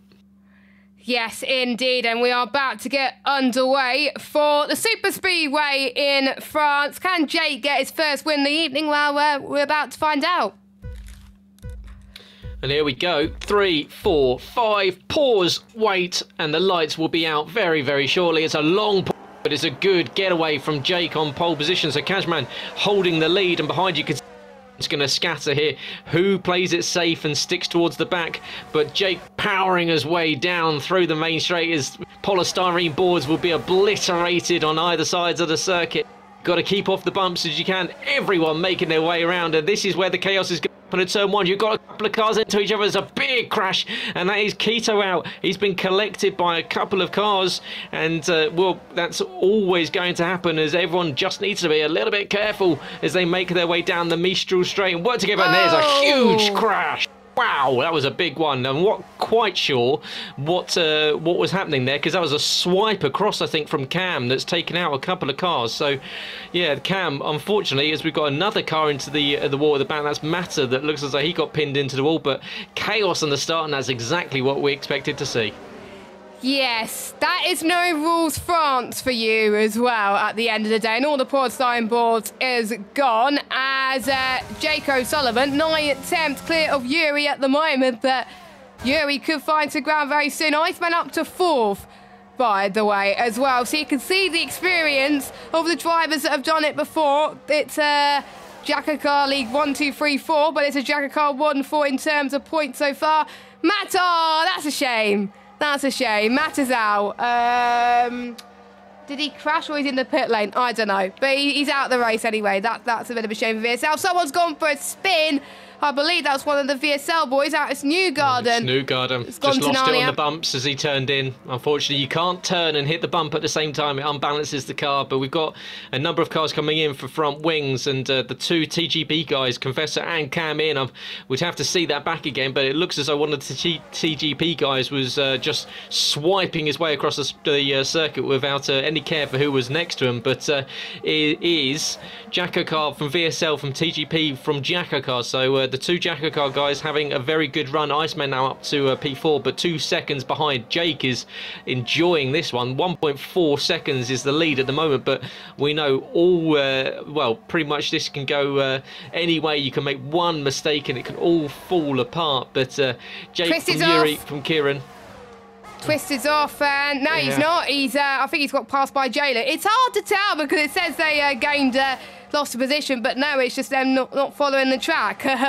This is a lot of fun. It's hard to keep up at times, but as Newgarden's out of the race, he's retiring the pit lane. So that's 2 VSL guys that are now out of it. As J-Lu gets past his teammate of Cam as well. One Hub doing a little bit better in this one, on the medium tyres as well. Playing a similar strategy to what we saw in the light of Silverstone. Has J. Cole got no front wing? I'm going down and doing. Yes, he does have one. I was just doing a front wing check for everyone, just to see if everyone, because of course you would be a monster in a straight line if you have no front wing. But it looks as though everyone running. Oh, Iceman's hit Andrew and he spun.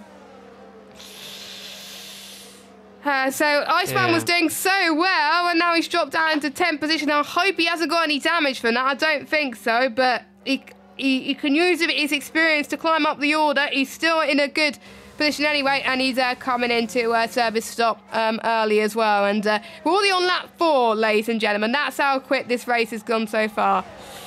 Yes, and this is where what I was saying at the start is that I think for the uninitiated that haven't done something like this before, and obviously it's a gimmick, we all know it's a gimmick, but you need to be careful at the start. We've seen what happens if you mess around, if you really just choose your own line without even thinking that there are other people around you. But J. Cole now does have no wing for me, so I'm not sure if that was a visual glitch previously, because he did, and now he doesn't. So. Yeah, it's you just have to be a lot more careful. You can't, on that first lap when there are so many cars around you, you kind of just have to treat it as if it's the first lap of a normal Grand Prix and hold your line. You can't really be aggressive if you're overtaking. You just need to make sure you just find your line and take it. As we've got a car pointing in the wrong direction, that's Yuri that's gone for a spin, got caught on the bump, and unfortunate for the Dutchman, he's gone around and has now dropped himself down. So VSL's J. Cole out of the race. Oh, big crash as well. He's just been run into by Twisted, who's just gone into the wall and is filtered in the wrong direction, and he's actually driving the wrong way, so he can go into the pit lane. You can do that. There's no rules to say that you can't. But unfortunately for J. Cole, that's one hub that have lost one car. Twisted now down into P9. It's a shame that, because I was about to say before J. Cole's retirement, the three of the One Hub boys were working very well together, using each other's slipstream as well to clear away from the rest of the field. But obviously with no J. Cole, Cam's got to work together with J-Luke, but bearing in mind they're both in the same team, and you can see Cam's going to get a nice tow from him as well, going down this back straight as well. And you can see Cam taking a different line to J-Luke as well. The varying lines may come down to obviously the experience of some of the drivers as well. We're already down to 15 cars, I believe, in this super speedway, this no rules race. And don't forget, they will have to make one pit stop.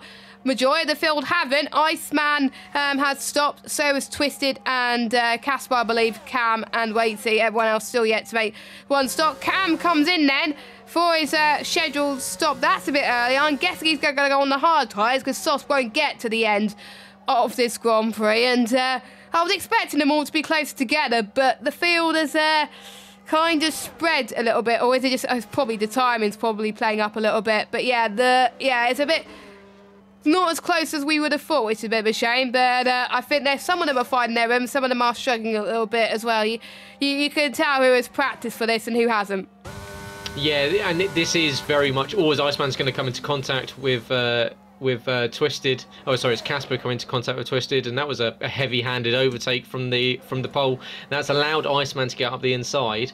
But you can see change of position down in the end positions as we've got front wing end plates all over the place. That's a reset to track for Casper as he went straight into the wall. Luckily got away with no damage there, but he ended up resetting to track, but he's going to lose a position down to Confessor, who I believe is already a lap down, having dropped out of the session very early on after his crash. But pit stops now being made for Jake, the race leader, and for Andrew, who are going on to a set of softs for Andrew and a set of mediums for Jake. So Kieran now leading. J-Luke and Yuri are your top three.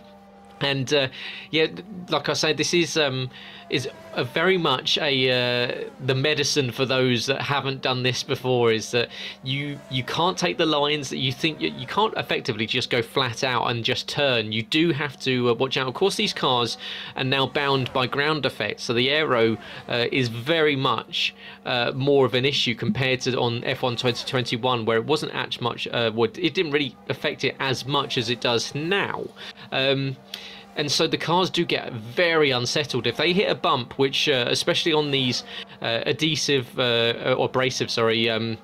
surfaces on the exit, the blue, white and red striped sections where they're used for testing the tyre grip, as we've got Yuri trying to make his way around. But you can't really turn and get on the throttle too heavy too early, because you will find that it unsettles the aeroflow of the car and it will turn the car around, as we've seen from a number of cars. The likes of Newgarden had that issue, and of course J. Cole as well, who is out of this one. So J-Luke now up into P2, Kieran leading away. He's now lapping a car. He's lapping Casper. So we've got the leader now starting to find his way up to the back of other traffic, which, well, having done that myself last time that I raced here in a super speedway, not the easiest thing to do, because as soon as you clear them, they're straight back into your DRS and they tend to come back straight past you.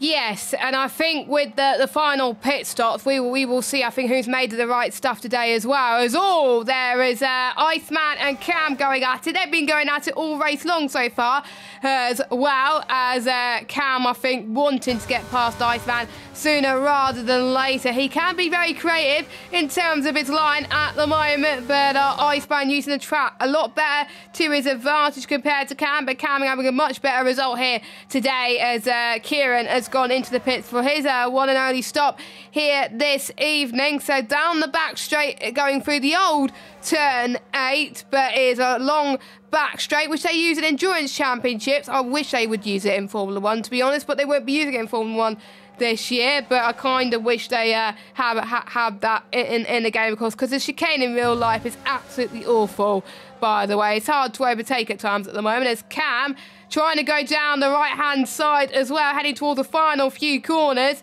And Iceman keeping hold of Cam as we head towards the start-finish straight to start lap number 9 of 13.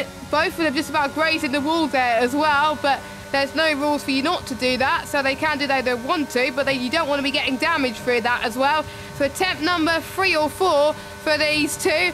I think Cam's got to take a different line here if he wants to get past Iceman, because Iceman will know what line Cam will be taking. He can't take the same line as before, and you can see, I think, them swapping lines, and it works to Cam's advantage right now. Cam's up to 7th, but Iceman's going to have the straight line speed of the world here to keep Cam at bay. But can Cam go to the right here and get past the Jacko car in 7th position? They have been rivals in terms of leads for quite a while now, and surely One Hub would want to be ahead of Jacko car on track. So Cam's going to do all he can to try and do that. But this is actually a good battle between the two of them. I'm very impressed. It's quite evenly matched, and we got a spinner, and I believe is that. Oh, I don't know who spun there. That's Confessor that went around. He's a lap down anyway. Got caught out. He was, well, I think luckily for the other guys, there was a little bit of a lag as well. So I'm not quite sure if it was a bit of a laggy lobby, but these guys all filtering into position. Cam and Iceman fighting away, but what it is doing, and this is what they need to watch out for, and this is something that you'll see in the super speed races, that the more you fight like this, the more time you lose, because they were 6.1 seconds. Oh, Iceman goes around, and he's going to have to flat spin that, so the tyres are going to be hot, and well, that's going to cost him not only a position, but he's now got Yarham's going to. Well, he's on brand new soft tyres, so Yarham's going to be very, very quick behind. But you do need to work together. Fighting away it is fun, but of course it does cost you a heap of time. So Yarham now 2 seconds behind Iceman, who's just gone for that spin. Into the box comes Jamie Wright, so the One Hub driver in onto a brand new set of softs. Jake O'Sullivan leading this one as we expected. Of course, he was very quick in qualifying. He's now leading by 11.8 seconds back to Kieran. That is, I have to say, a much better show for Jake in the super speedway as well. That's good signs for him in tomorrow's race as well, even though he doesn't really need to do much in terms of his championship chances, because he's through anyway. But he's looking like he's a favourite even on medium. So anyone racing tomorrow, by the way, watch out for Jake, because he's absolutely rapid, and I think he's going to be the one who will lap me tomorrow. But Kieran in P2, loving life up front as well, beating J-Luke on track, which could come into play in terms of the Championship 5 as well, coming up next week. We'll have to wait and see. In terms of VSL, Yuri being the fastest VSL driver at the moment in P4. He was in Tier 2 for the last few seasons, been at VSLs in too many seasons to count, and has been a regular. Someone has gone for a spin. Oh, that's the Rising Phoenix guy of Enduro, unfortunately. I have to say, fair play to those guys for having a really good campaign in 4th place for Enduro. I think it's best race overall tonight. He's liking the no rules, and considering that he hasn't done a no rules race, he hasn't had the advantage compared to most of these guys in the grid. he's doing a really good job. I think he must have done a lot of practice for this. I can tell from the way he's driving. Yeah, these guys, you can tell it's taken them a lap or two, and well, as we start to the penultimate lap, but it's taken them a lap or two, but they finally got the lines you need to take. They finally realised that you need to be a little bit more careful. Oh! Big crash for Cam. I just saw in the background there, and he's just been missed by Vavasa. But yeah, Cam, well, almost didn't stop. Straight into the wall at the final corner and into the pit wall, and his car's going to be streaming past him, and hopefully his car does ghost because everyone else will be coming at him. He's right on the racing line as you go into the pit straight. But onto the final lap of this one, it's Jake O'Sullivan, and well, 13.5 seconds in 13 laps, so it's almost a second a lap, well, over a second a lap faster than everyone else, and that is going to put the entire Jacko grid on notice. I'm sure they'll be watching along, trying to see if there's any tips they can glean before tomorrow's race here at the Super Speedway, 100% race over on the Jacko channel. But Kieran and Yuri will be very happy indeed. P3, he'll be delighted with that. Andrew and P4, equally very good result. Then you've got J-Luke in P5, One Hub P5 and P6, but Camk is making his pit stop on the last lap of the race. Twisted, Iceman and Yarham, so a couple of positions will be changing, but well, just 2 more corners left to go for Catchman. It would be 6 in reality, but this time around it's just this one here, and into the final one will be the right hand flick very, very shortly. He can lift, he can coast. As you can see, up to the line comes Jake O'Sullivan. Catchman takes the win here in the France Super Speedway as part of race 4. And that's a win for Jacko. Finally, they get one on the board. Kieran's going to come home in P2 if he gets the final corner right. And equally, Yuri will be delighted with a podium here tonight. P3 for him. He'll be very happy, and that will boost his spirits ready for tomorrow. And he actually jumps Kieran up into a P2 finish. Wow. So great result there for the VSL driver. He finished in P2. Andrew gets a podium, jumps Kieran by 0.2 of a second with Kieran's time penalty.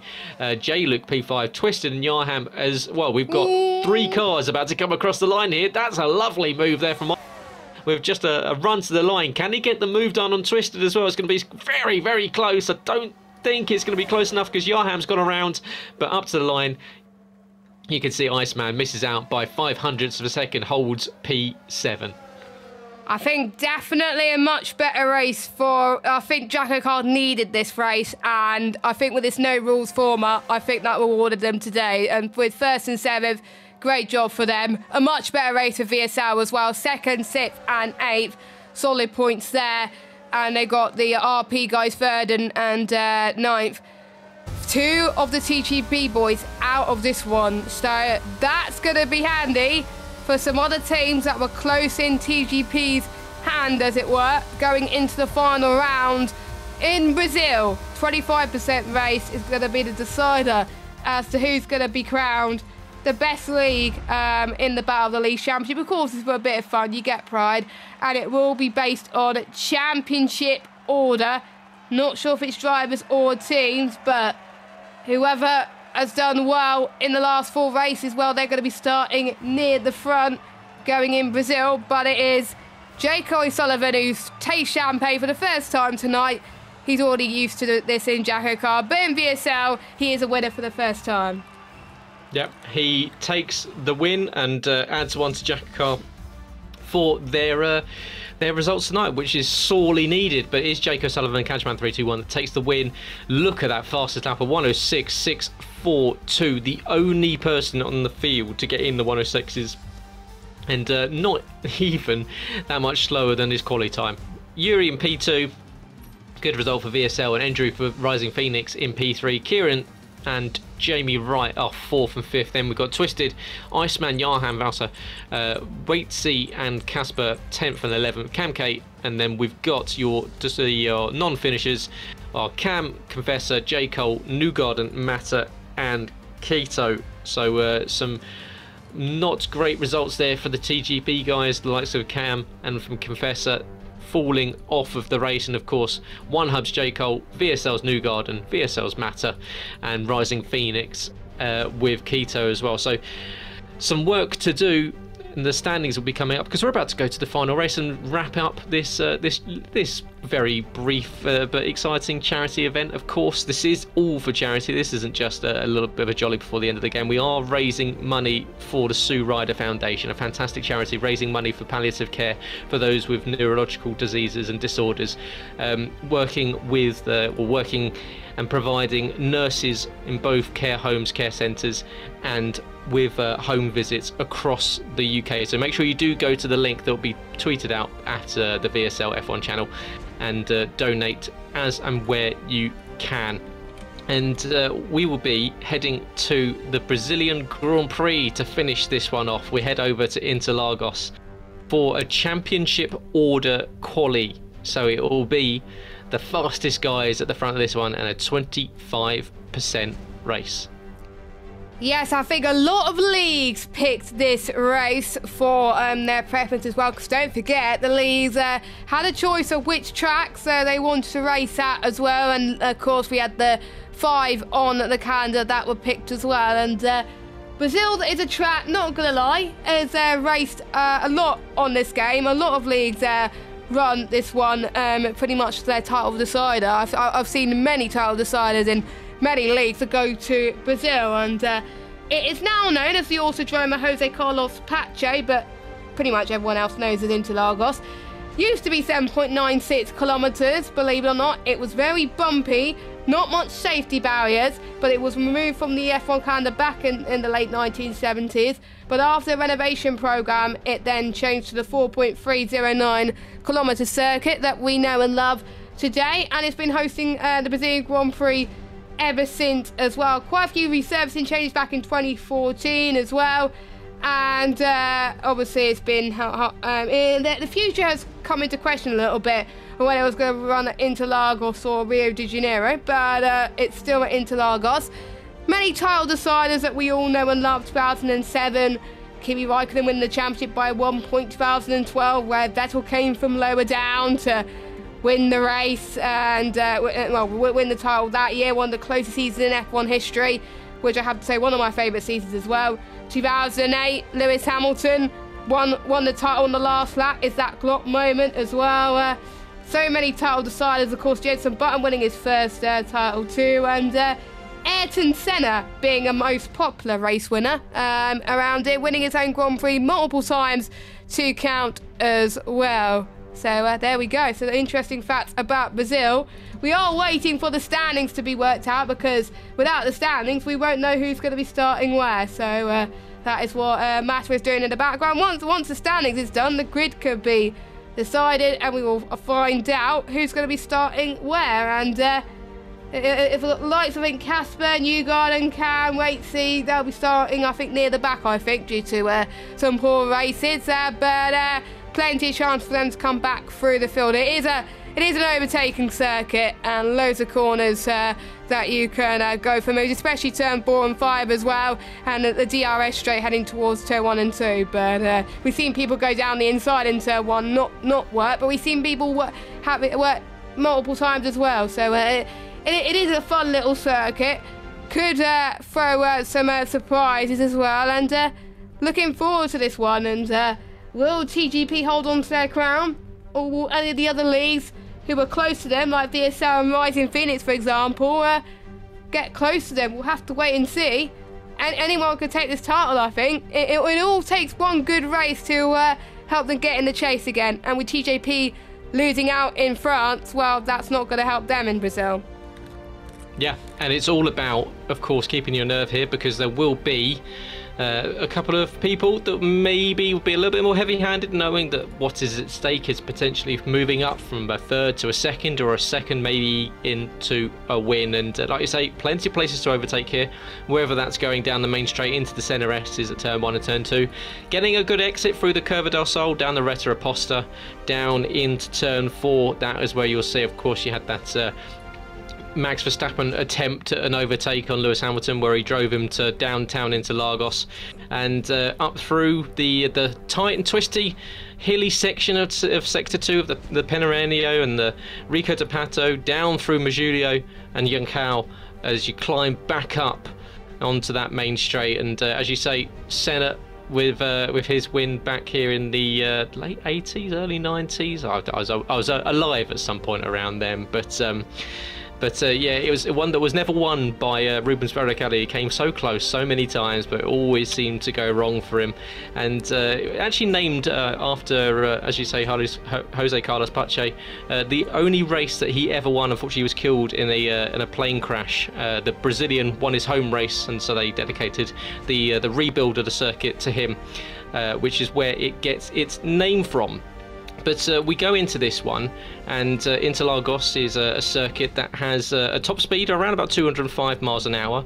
Distance from turn 1 to P1 from P1 to turn 1, very, very short. It's 195 meters. It's full throttle for 64% of the lap. Longest flat out section is from the exit of Yunghao all the way down to the center S's. That's 1,394 meters. Expect to see 36 gear changes. These guys running, most likely running no traction, will be changing gear a little bit less than the guys on perhaps running medium traction, where they might need to shift down and shift up a few more times just to get the wheels spinning up a little bit more. And well, pit lane Moss is around about 18.6 seconds without the 2.5 second idle time, so around about 21 seconds. They'll be running the C2, C3s and C4s. However, expect to see the softs and the mediums being used in this 25% race. And yeah, as you say, waiting for the standings to come in, and waiting to see if it is TGP's to lose, because they've been very good. Although we've seen VSL, Yarham, he's been getting some solid results. What can we see from the boys in green to finish off this this fantastic charity event? Yes, exactly. Anything can happen in VSL, and it usually does as well. And despite obviously Confessor not doing very well at round number 4, he's currently leading the drivers' standing, so he'll be starting well towards the front as well. And I have to say, with Jake's win in France as well, the Super Speedway, that jumps him to 3rd in the drivers' standings, pretty much 10 points shy of Yarham and Confessor. But again, it's not about the drivers, it's about the team's standings, which I think they will work it out very shortly as well. I'm trying to find out if it's driver or teams championship that decides the grid, although I do believe it's drivers. So if it is drivers, it will be Confessor starting on pole, but we will obviously wait for that. Is it me, or I see a bit of rain in the custom in Brazil, which is quite weird. I thought it was going to be a dry race, but there may be a little bit of sprinkles. Oh, that's going to be fun to end off VSL on a high. The final race on F1 22, but don't forget you can check out all the other leagues that are still racing for the final few weeks as well. We've got at TGP Series, at RP Racing League, at Jackakar_, at OneHub Racing, and at VSL_F1. And I didn't even look at the tweet, so yeah, you're welcome. You're welcome. So yes, thanks to all the drivers that have been taking part as well. One final chance tonight for these drivers to give it all and raise money for a great cause as well. And will we get a new race winner tonight? We've seen, I believe TGP not TGP, VSL, OneHub and Jackakar win a race. We haven't seen races won by Rising Phoenix or TGP, believe it or not, despite the fact that they are leading the standings. So those two teams, could they be the ones to take the win in Brazil? We'll have to wait and see. We've had three leagues that have managed to pick up wins tonight. Could we see a 4th? Yeah.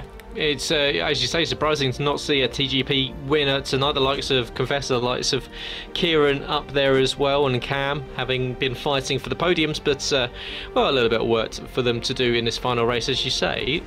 The icon suggests that we might have some rain. It'd be interesting to see if we've got 18 laps around here. Of course, it's quite a short lap. It's around, it's under 70 seconds. But so perhaps we'll see the rain maybe dry up later in the race. That'd be quite nice if we went from a wet to a dry race, just to test these guys out and the final standings here. Of course, we will be going straight into this one. No qualifying whatsoever, so the grid has been set by the championship order, and we will head into Lagos and kick you off for the final race of tonight and the final race for plenty of us on this game. I'm sure several of them will be uninstalling post this one, but well, there you go. We have got intermediate conditions here in VSL, as is the Battle of the Leagues, a charity event raising money for the Sue Ryder Foundation charity, raising money for those with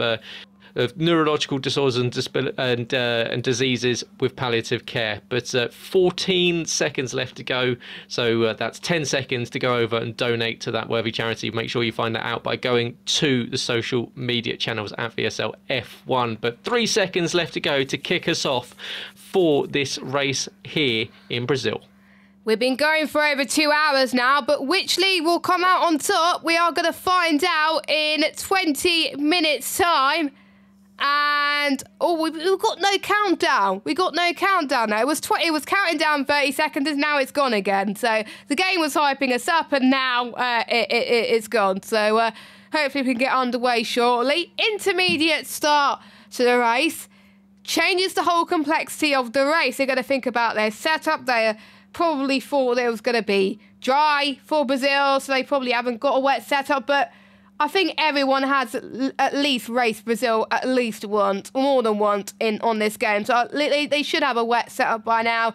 If they don't, they're going to struggle a little bit. But it is Confessor that will be starting on pole position. Yarham will be alongside, and Jake O'Sullivan will be third. Twisted fourth. That'll be Kieran, Cam, Jaco, Keto, Andrew, Yuri, J-Luke, Iceman, Valpset, Waitsy, Cam, Casper, and then Newgarden will be last. So that's your grid order.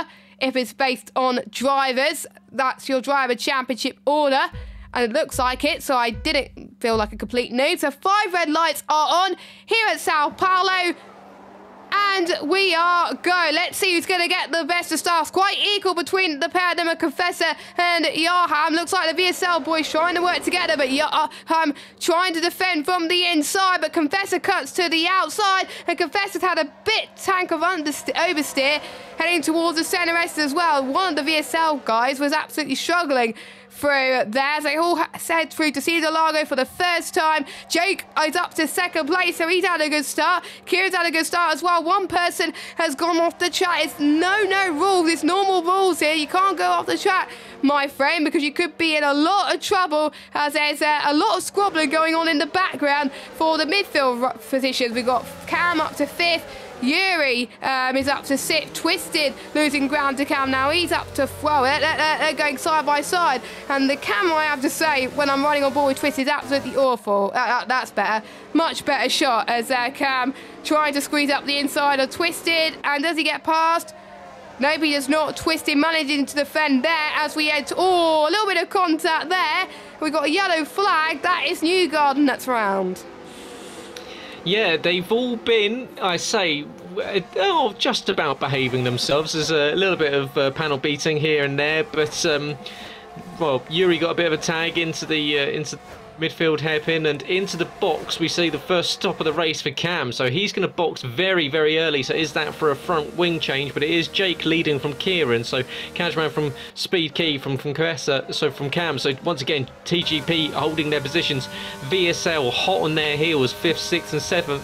And then we've got Keto in the 2-1 hub races of J Cole and J Luke, before you see the likes of Rising Phoenix sandwiching the two fastest one hub runners. So well, at the moment it's the Jacko car runner of Cashman 321 that is holding up the likes of Kieran, who's looking quite racy at the moment, right on the back of him. And Kieran, who I believe was a race winner here in his attempted Jacko car this season, so he's no stranger to the top step of the podium.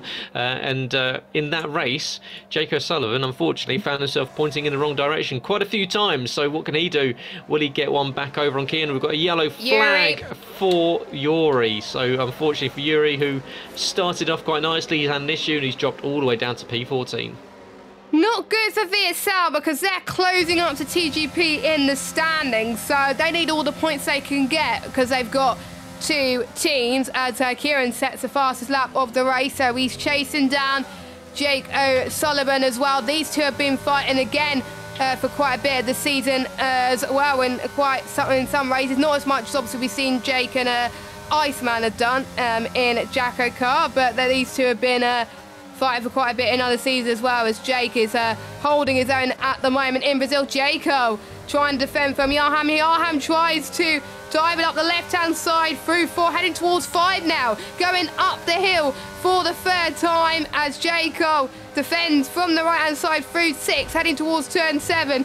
A little bit of contact between the pair of them as well. Yarham gets a 3-second penalty for cutting that corner. That's going to help Jaco a little bit as well. Jaco, who I've commentated on before, likes this trap, but he doesn't like racing on it too much. But he wouldn't mind him being in P7, the fastest one-hub runner so far, with J-Luke in 9th as well, and they're in a one-hub sandwich currently as well. Yarham now the only driver to pick up a 3-second time penalty, so that's not going to help him going into this. Safety card is back on, by the way, so if we get damage again, safety cars could be a factor like we saw in Brazil, as J-Luke gets past Yarham up into 8th, as we got Iceman was fighting with, I think, Waitsy in the background as well. Yuri in this fight as well. Iceman goes down the inside of Enduro, and looks like he's going to get a top 10 so far. Yes, he is, up into 10th, but Enduro, I think he's going to do all he can to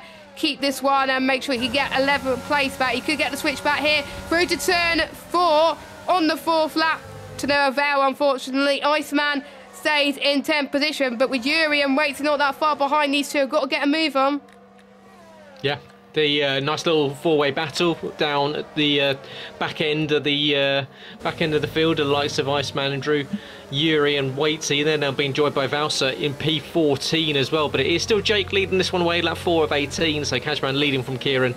They've broken away from Cam now, 1.6 seconds, and equally Confessor, who's got his hands full of Twisted, so Twisted just unable to get the move done just at the moment, so he is going to have to watch out, because he gets a little bit of a snap of torque steer on there as he gets on the power, but Twisted unable to get the move done just yet. He's got a lot of battery, he's got 90% left over, so he can use it. Kieran with the fastest lap now gets himself within 0.3 of a second of Jake as we go on to lap 5 of 18, but Twisted holding P5 at the moment, still looking for that way past Confessor. Keto in P6 is now being chased down by J. Cole, but it's now 1.7 seconds, so he's got a bit of a gap now. Of course, no DRS in these conditions. Twisted 1.5 tenths behind, but still not close enough to get the move down on Confessor. And Kieran 0.3 of a second behind Jake. He'll sit there, he'll wait for this at the moment. He's not going to force the move. He knows that with TGP doing very nicely in the standings, that 2nd, 3rd and 4th will be just fine for them, but he'll want to get one over on Jake at the end of this one. Yes, indeed. Now, that's not good news for VSL for TGP to be 2nd, 3rd and 4th, because the points were quite close between the two leagues as well. So they're going to have to try and get Yarham, Yuri and Newgarden up the order if VSL want to stand any chance of being crowned the best league out of all 5 leagues, because at the moment this could go to TGP, but you never know. We don't know what the standings are from round 4. You never know. It could have changed. It could have been even more closer with TGP's misdemeanors from the French Grand Prix race, and we still got some stewards reports to look at as well, so the points could all change, and we may not know who will win the Battle of the Leagues until we get those stewards reports, as Iceman tries to get past J-Luke up into 9th place. Easy does it from the Jacko Car driver. Again, they're both racing Jacko Car League, but they represented different leagues tonight, and it is one up on Jacko Car at the moment in terms of Iceman and J-Luke. So Iceman up to 9th. Yeah, nice little move there as Keto now on the back of Twisted, so that gap now down to 0.5 of a second. You can see Cashman, Kieran and Cam having made up 2, 3 and 3 as we got a yellow flag for Yarham that's gone around. And is that going to bring out the safety car? Yes, it is, because there's debris in the middle of the circuit, so safety car out. Yarham almost gets collected by his VSL stablemate Speed Newgarden, but that does mean, as we are 1/3 of the way into this race, as Yarham's going to watch out, because he without that front wing in these conditions, he's going to be a sailing boat. But yeah, 1/3 of the way in, the race is now neutralised. And do we see some pit stops. Will this be a full wet race all the way through? We don't know. We haven't been told, and I wouldn't want to know either. But do we see these guys in? Yes, they do. So going in is Jake. Kieran stays out, and so do.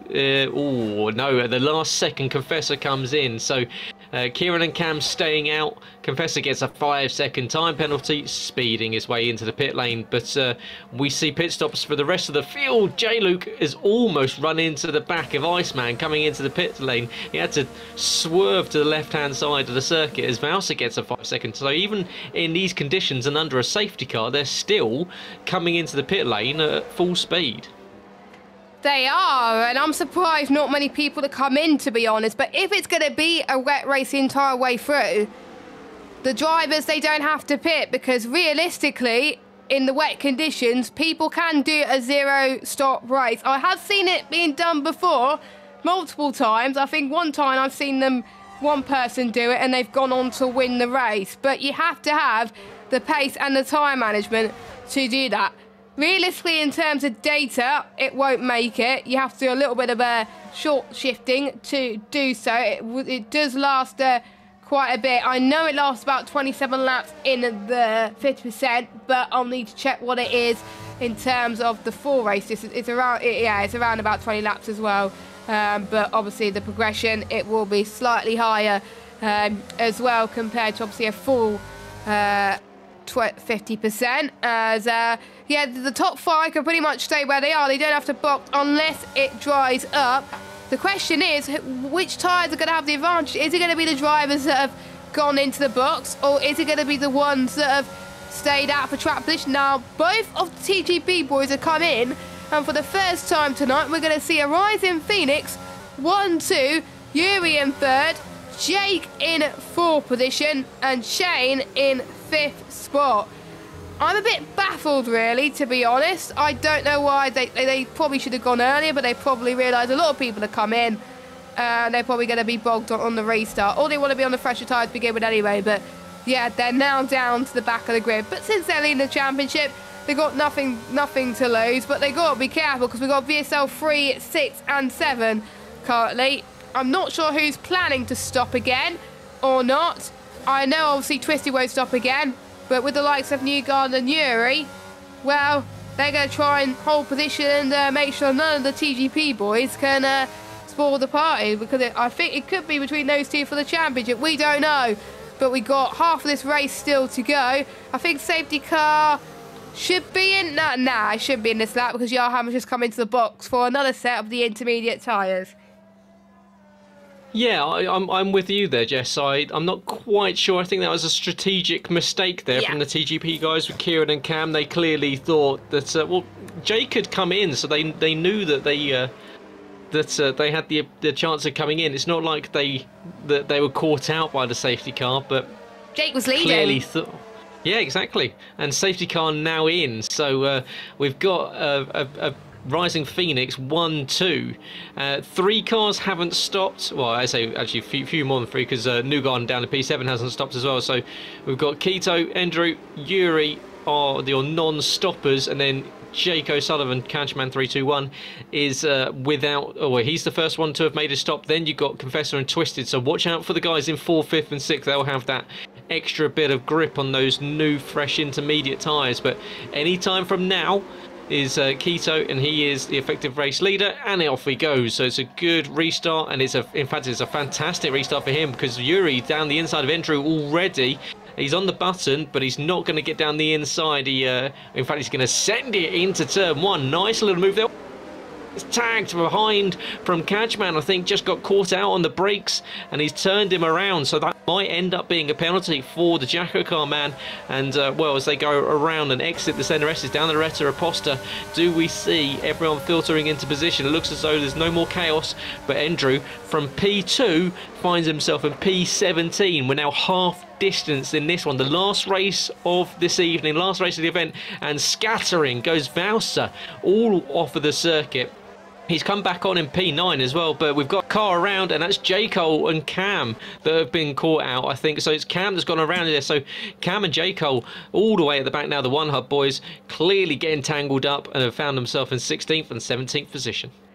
Yes, not good for the One Hub Racing boys or the VSL boys currently near the background, but looking good for the Rising Phoenix boys in P1 right now as well.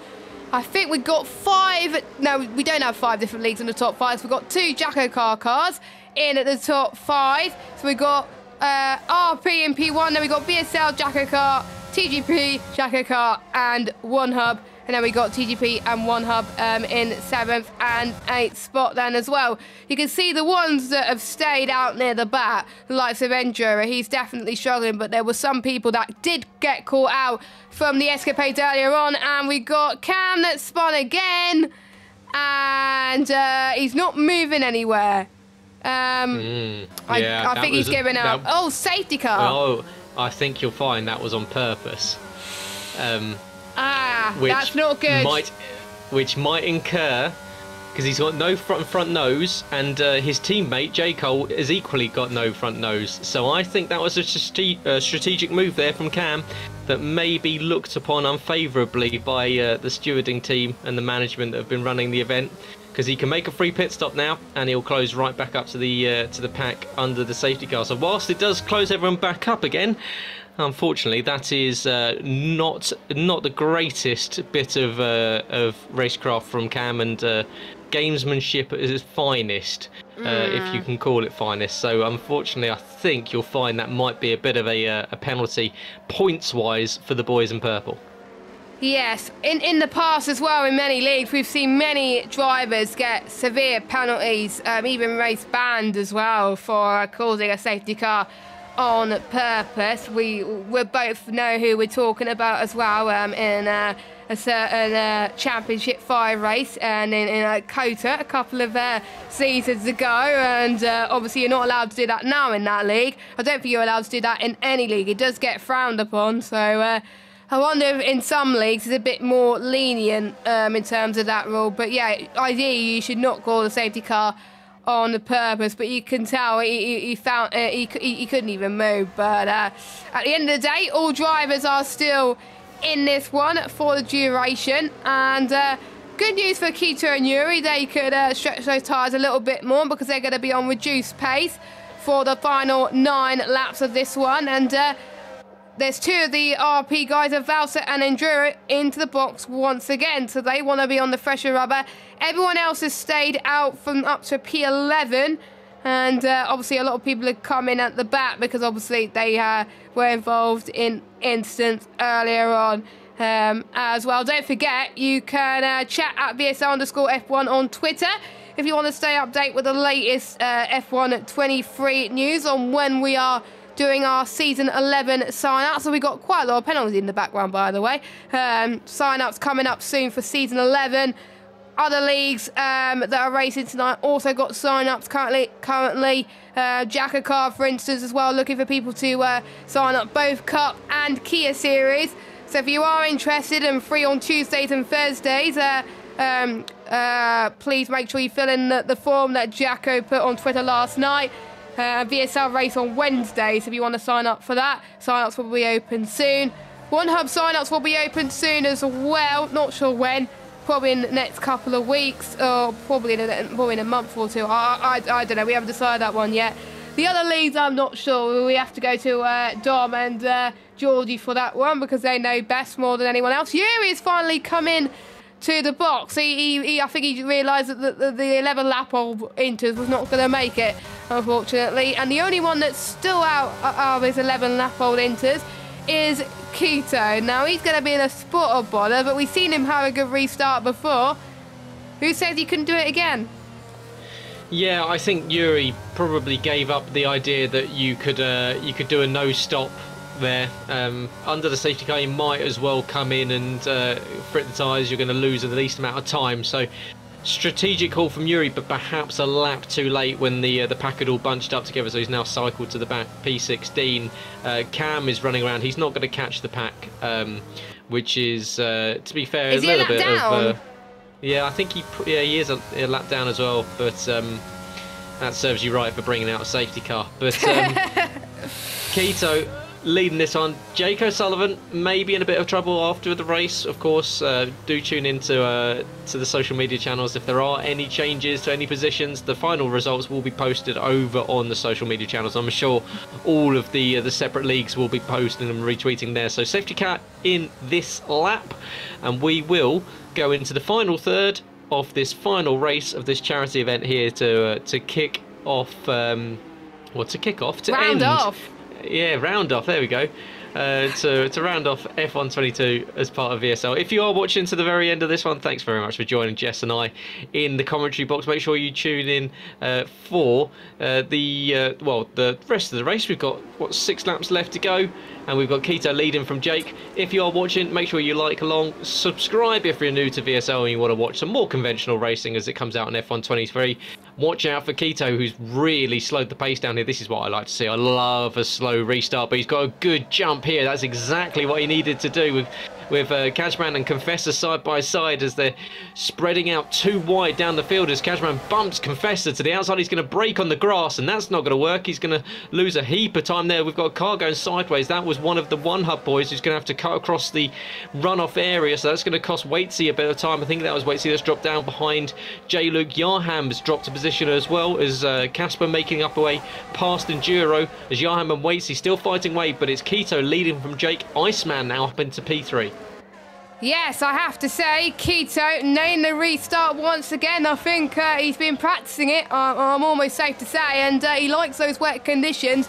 I have seen people go from being on 18-lap all engines before, so can he do it and fend off Jake O'Sullivan? It's going to be a tough task, but these two haven't raced before, so we haven't seen what those two are capable of together.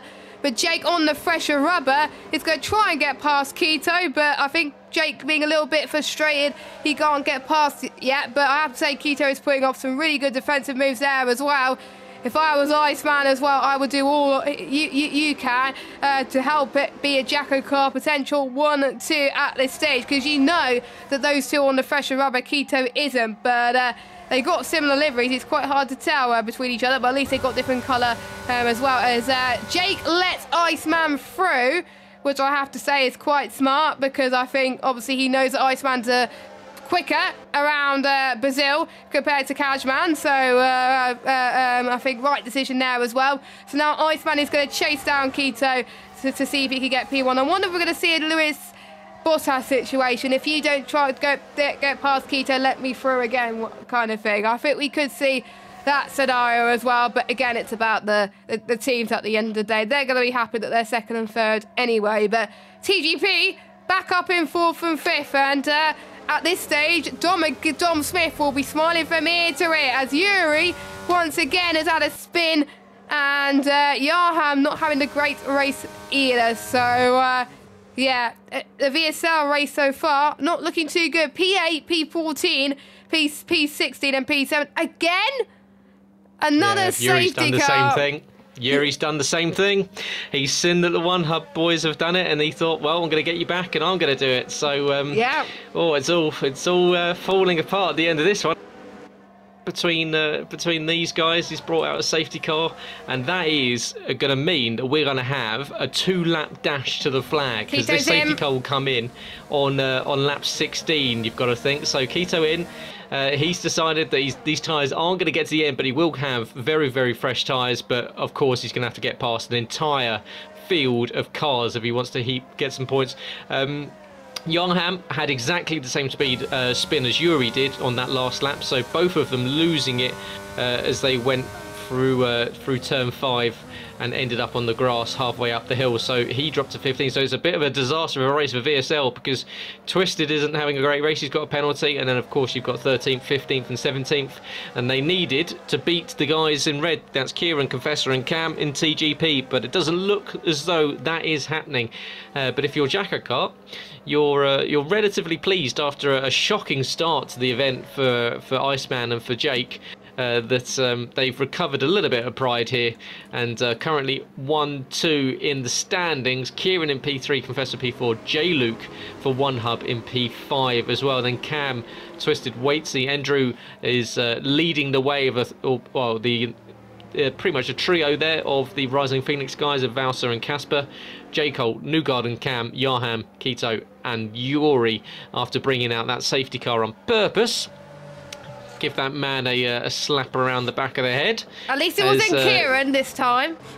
No, that's true. Well, it does mean that we've had two of the teams do it, so unfortunately we're going to run out of laps for anyone else to bring out a safety car on purpose. But is that VSL they're going to get in trouble for that? We'll find out very shortly. I'm sure well, Jacko Var, who was in the comments a second ago. But if you're enjoying it, guys, make sure you do like the video. It really does help out. Of course, subscribe if you're new to the channel, and subscribe to the rest of the guys that are bringing you the action tonight. That is, of course, Rising Phoenix Racing League, VSL F1, Jacko Car, One Hub Racing, and TGP. We have got, well, we're on 16 of 18. I'm expecting the safety car to come in at the end of this lap, but Yuri's going to come in on a set of softs. Yeah, good luck with that, Mr. Hasselager. It's not even dry. I know, Dad. I mean, why not? As Speedway Racer shows why he has been, well, not even the runner-up in the VSL Tier 2 Championship for the last 2 seasons in a row with dreadful strategic calls like that. They should have had someone like Speed Gareth 89 on the circuit. Might have got some wins tonight, but lap 16 is about to become 17.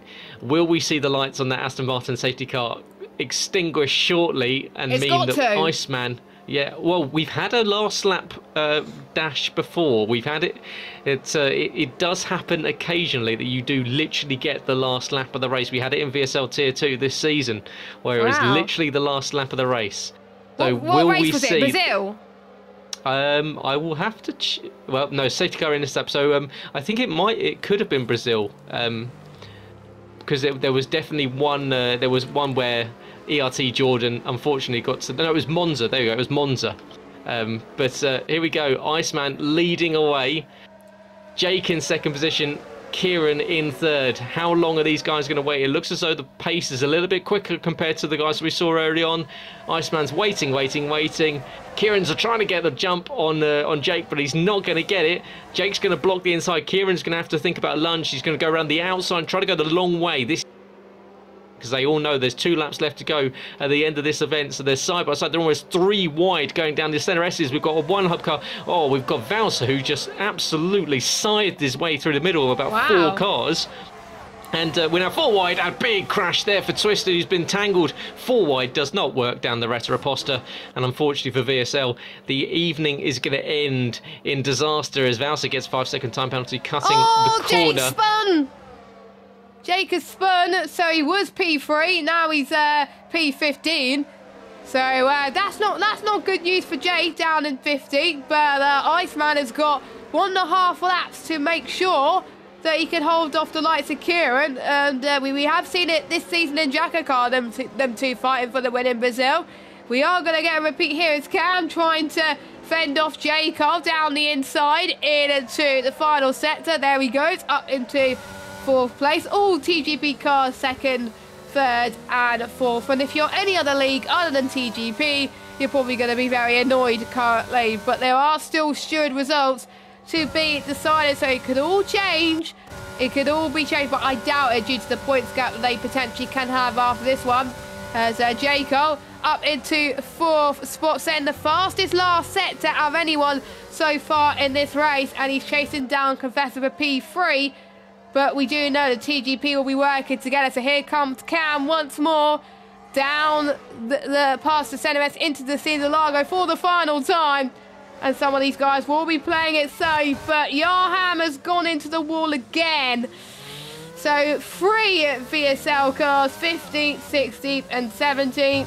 Newgarden in 12th. Newgarden's going to be the only driver to pick up points in this race. And yeah, that is not good at all. Meanwhile, Rising Phoenix, they're having their best results of the night. P6, 7th, 8th and 10th. Yeah, there's Kieran thought about a lunge down the inside into Julio. Oh, Iceman's gone. He's lost it on traction. And that's going to gift the win to Kieran. Oh, what a bottle. What an absolute bottle. He's washed, that man. Kieran is going to inherit the lead with 3 corners left to go in this one. Iceman is going to be kicking himself. Kieran is going to come up to the line. TGP are going to get their win. He's cruising. You can see weaving side to side. Kieran, your race winner. Confessor will take on the... Will he take a podium? No, he won't with that time penalty. So J. Cole gets P2. Cam P3. Iceman recovers back to P4 even with that that absolute disaster of a last lap for him. So the 2 Jacker car guys absolutely falling to pieces on the safety car restart. 2 laps left to go from P1 to P2. They're now P4 and P10. Keto P5. Confessor P6. Casper P7. J-Luke Valser and Cashman are your top 10. Andrew Newgarden, Waitsy Cam, and what an evening, or what a race to forget for the VSL guys. Yahan P15, Yuri P16, Twisted retiring on the last lap as we haven't even got these guys across the line yet. They're so desperately bad at driving. Yuri doing Should have put a donuts. proper champion in there. Yeah, of course he is. As he's actually been disowned by his brother, as Leroy Hasselager is in the comments saying that Yuri is no longer my brother, as he brought out an intentional safety car and he's now out on soft tyres in ever-increasing wet conditions.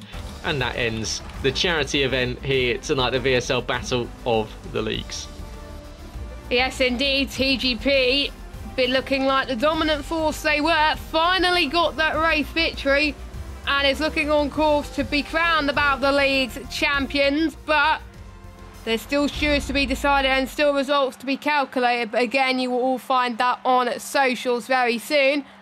And we've had now 4 leagues, I believe, that have won now. It is obviously One Hub won the first one, VSL won race 2 and 3, Jacker Car race 4, and TGP race 5. So well done to those guys. We'll go through your results for the final race then. It is Kieran who wins, J. Cole 2nd, Cam 3rd, Iceman recovers to 4th. Keto, a very good result for him. Him pitting, I think, definitely helped him in the end, because if he didn't, he would have dropped way down the order. Shane in 6th, Casper 7th, J-Luke 8th, Valser 9th, Jake, a bit of a shame. Now he was running in the top 3, but he had a spin, unfortunately. But he does pick up the fastest lap to his name as well. And Jiro and you got to get the final points. And there are your last finishers there as well. And what a great end to a great event for a beautiful charity. And it's our final stream of F1 22 at VSL F1. We are done. Yeah, we are. 2 hours and 43 minutes, I think we're in now. Jeez. So a solid stint there from you and I. So GG's out to Jess Ball and myself, Gareth Hall, for this one. So make sure you do check out Jess over on the socials at JessGame95. And oh, my game's just crashed. So's mine. So there we go. What a way to end the stream as the And game it was crashes caught on through. stream as well. Lovely. Oh, you love to see it. So yeah, thanks guys. Fantastic result. You can find Jess at JessGame95 on Twitter. You can find me at GT2_driving over on Twitter too. Jess, wrap it up.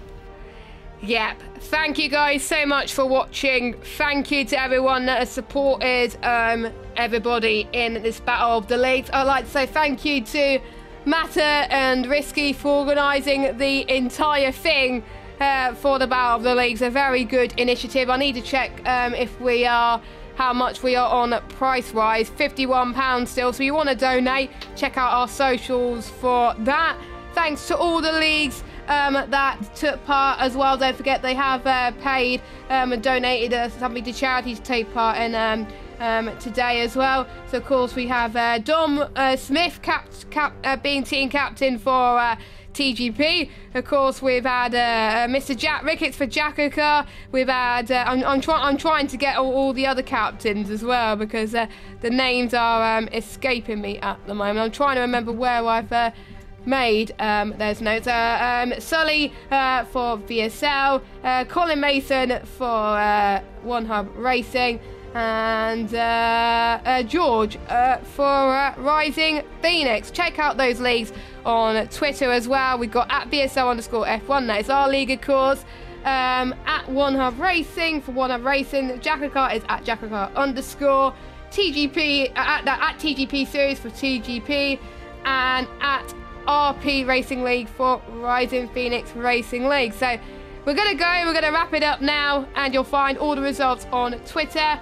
Thank you for watching, from myself and Gav anyway. See you next season for Season 11 for VSL on F1 23. But make sure you check out all the other leagues for their final few races on F1 22, whether that'll be league racing or just some fun races to wrap off the game cycle. But we will leave you with some outro music. But until then, take care, stay safe, and have a good evening, everybody. Good night.